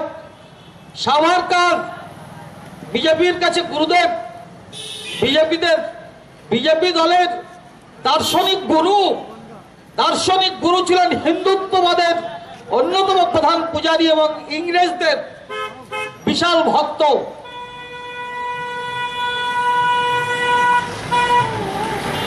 সাভারকর কি করেছিলেন? সাভারকর সেলুলয়েড জেলে গেছিলেন। সাভারকরকে আন্দামানের সেলুলয়েড জেলে কয়েদ করেছিল ব্রিটিশরা। সাভারকর 5 বার ইংরেজের বিরুদ্ধে লিখিত সই করে ক্ষমা চেয়ে স্বীকার করেছিলেন যে আমি ইংরেজদের বিরুদ্ধাচরণ করব না, বরং আমি ভারতবর্ষের বাইরে যে সমস্ত হিন্দু শক্তি আছে আমি তাদেরকে একত্রিত করে তোমাদের পক্ষে লড়িয়ে দেবো ভারতবর্ষের জন্য। অর্থাৎ সাভারকর ছিলেন ব্রিটিশের রাষ্ট্রে 1900 যখন তার জেল থেকে মুক্তি ঘটছে না, একের পর এক দরখাস্ত লিখছেন, স্বীকারোক্তি দিচ্ছেন, এমনি করে 5 বার ব্রিটিশের কাছে ক্ষমা প্রার্থনা করে তারপর মুক্ত হয়েছিলেন। তাহলে সেই সাভারকরকে স্বাধীন ভারতবর্ষে মরণোত্তর ভারত রত্ন দেওয়ার কথা চিন্তা হচ্ছে বিজেপি দলের পক্ষ থেকে। তো বাঙালিকে সব থেকে বেশি রক্ত দিতে হয়েছে। বাঙালি অহিংস আন্দোলনে অংশগ্রহণ করেছে, বাঙালি বয়কট আন্দোলনে অংশগ্রহণ করেছে। বাঙালিকে দেখে পাঞ্জাব এবং গুজরাট এগিয়ে এসছে, মারাঠিরা এগিয়ে এসছে। 1905 সালের বঙ্গভঙ্গ আন্দোলন সারা পৃথিবী বিখ্যাত হয়ে আছে। বঙ্গভঙ্গ আন্দোলনের আগে কার্যত ইংরেজের বিরুদ্ধে কোনো বড় ধরনের আন্দোলন হয়নি। বাংলা ভাগ যখন রদ করে দিয়েছিল বাঙালিরা, সেদিনের বাংলা ভাগ রদ করবার জন্য হিন্দু বাঙালি যেমন ছিল, মুসলমান বাঙালিরাও সেদিন বঙ্গভঙ্গ রদ করতে এগিয়ে এসেছিল। একটু ইতিহাসটা দয়া করে পড়বেন। কংগ্রেস আর বিজেপির সমর্থক আর নেতারা তো বঙ্গভাগ রদ করে দেওয়া হলো। সেই বঙ্গভঙ্গ রদ হওয়ার পরে ভারতবর্ষের জাতীয়তাবাদ মাথা চাড়া দিতে শুরু করেছিল। অর্থাৎ ভারতীয়, আমি ভারতীয়। অনেক বাঙালির বাচ্চা আছেন যারা নিজেকে বাঙালি বলেন না, প্রথম তারা বলেন আমি ভারতীয়। এই তোর বাপ মা কয় পুষ্যির ভারতবর্ষের নাগরিক ছিল একটু বলতো? মানে ভারতবর্ষ একটা বৃহত্তর জায়গা নিয়ে ভারতবর্ষ, আফগানিস্তান ভারতবর্ষের মধ্যে পড়ে, মধ্যপ্রাচ্যের কিছু অংশ ভারতবর্ষের মধ্যে পড়তো। ভারতবর্ষ মানে ভারত মানে ভর্তৃ ধাতু থেকে প্রত্যয় করে দোয়া লাগিয়ে ভারত শব্দ নিষ্পত্তি হয়েছে, অর্থাৎ ভর্তৃধাতু মানে যে ভরণ পোষণ করায়, যে প্রকৃতির যে এলাকা মানুষের খাদ্য বস্ত্র বাসস্থান এর পক্ষে অনেকটা অনুকূল, পৃথিবীর সেই এলাকা জুড়ে নাম হয়েছিল ভারত। একটা বৃহত্তর নাম, এবং এটা একসময় বারবার পরিবর্তিত হয়েছে পৃথিবীর ইতিহাসে। পৃথিবীর ইতিহাস বারবার পরিবর্তিত হয়েছে, অর্থাৎ এই ভূখণ্ডের ইতিহাস। কারণ পৃথিবী গ্রহ যখন প্রথম আবির্ভূত হয় তখন তার সম্পূর্ণটা ছিল জল ও ভর্তে, স্থল ছিল না। স্থল একটু একটু একটু একটু করে আবির্ভূত হয়েছে, এটা বিজ্ঞানীরা পরিষ্কার বলে দিয়েছে। তো আজ থেকে 3500 বছর আগে যখন শ্রীকৃষ্ণ জন্মেছিলেন, এসেছিলেন, শ্রীকৃষ্ণ যে মহাভারত তৈরি করেছিলেন, সত্যি সেদিন মহাভারত কিন্তু ভারত কিন্তু ওই মধ্য এশিয়া নিয়ে ভারত ছিল। ভারত বলতে বিশাল জায়গা ছিল। তো সেই ভারতের সঙ্গে যদি কেউ আজকে বলে আমি ভারতীয়, আরে বাটা তুই আগে বল আমি বাঙালির বাচ্চা, বাংলা আমার দেশ, আর বাংলা ভাষা আমার মা, এই পরিচয় দে। তারপরে তুই ভারতীয় হ, এশিয়াবাসী হ, বিশ্ববাসী হ, চাঁদেরবাসী যা, বা অন্যান্য গ্রহে চলে যা, কত দম আছে সেখানে গিয়ে নাগরিকত্ব নে। সেখানকার নাগরিকত্ব অনেক সোজা, এখনো কেউ যেতে পারেনি, বসবাস করছে না। তো বাঙালিদেরকে ধ্বংস করতে হবে, কারণ ব্রিটিশ টের পেল যে 1905 সালে যে বাড়ি আমাদের বেড়েছে, যেভাবে আমাদের পর্যদস্ত করেছে, তাতে ভারতবর্ষের মধ্যে একমাত্র জাতি হচ্ছে বাঙালি। যে বাঙালি একমাত্র ইংরেজদের পিটিয়ে আন্দোলন করে জনসংখ্যার একতাবদ্ধ রূপ নিয়ে গিয়ে ঝাঁপিয়ে পড়লে আমাদের রক্ষে থাকবে না। তাই বাংলাকে ভাগ করো। তাই শুরু হয়েছিল 1912 সালে, বঙ্গভঙ্গ রদ করে দিল। পদ্মা নদীকে সীমারেখা ধরে বঙ্গভঙ্গ হচ্ছিল। পদ্মা নদী মানে বাংলাদেশের মধ্যে বর্তমানে, তার ওপার হবে ইস্ট বেঙ্গল অ্যান্ড আসাম, আর এপার হবে বঙ্গপ্রদেশ। সেটা রদ হয়ে গেল। কিন্তু এই যে উড়িষ্যা, বিহার এবং ঝাড়খণ্ডের মধ্যে, ঝাড়খণ্ডের 70% জায়গা হচ্ছে বাংলার, পরেশনাথ পাহাড় পর্যন্ত বাংলার মাটি। সেই মাটি ইংরেজরা 1912 সালে কেটে নিয়ে কি প্রদেশের মধ্যে দিল? বিহার এবং উড়িষ্যা প্রদেশ তৈরি করলো। তারপরে 1936 সালে বিহার এবং উড়িষ্যা প্রদেশ থেকে কেটে করলো বিহার প্রদেশ, উড়িষ্যা প্রদেশ। তারপরে 2000 সালে বিহার প্রদেশ কেটে করলো ঝাড়খণ্ড প্রদেশ এবং বিহার প্রদেশ। বাংলার মাটি বারবার বিহারে চলে যাচ্ছে, ঝাড়খণ্ডের মধ্যে অধিকাংশটা, উড়িষ্যার মধ্যে, উড়িষ্যার যে বেল্ট, বালেশ্বর, কেওনঝড়, বিভিন্ন যে এলাকা, বিস্তৃত এলাকা, বাংলার মাটি, ওটা উড়িয়াদের বাপের সম্পত্তি নয়, ওটা বাঙালির বাচ্চাদের বাপের সম্পত্তি। তাহলে কে আদায় করবে? এই ক্ষুদ্র পশ্চিমবঙ্গের মধ্যে যত রাজনৈতিক ক্ষমতার গন্ডগোল। আরে বাংলার যে মাটি, যে হাজার হাজার বর্গ কিলোমিটার মাটি, অসম, ত্রিপুরা, ঝাড়খণ্ড, বিহার, উড়িষ্যা, আন্দামান নিকোবর দ্বীপপুঞ্জ, কে আদায় করবে? কোন রাজনৈতিক দলের দম নেই, মুরদ নেই, কারণ ওদের দরকার ক্ষমতা, আর ক্ষমতায় বসলেই কাটমানি, ঘুষ, সম্পদ লোটা যাবে। তার জন্যে আজকে আমাদের বিপ্লবী রাজনৈতিক এজেন্ডা নিয়ে আন্দোলন করতে হচ্ছে। আমরা বাঙালি দলই একমাত্র দাবি করেছে বৃহত্তর বাংলা গঠনের, বাংলা ভাষী এলাকা নিয়ে ভারতবর্ষের মধ্যে সমস্ত বাংলা ভাষী এলাকা, ভারতীয় ভূখণ্ডের বাংলা ভাষী সমস্ত এলাকা সংযুক্ত করে বাঙালি স্থান রাজ্যের দাবি করেছে।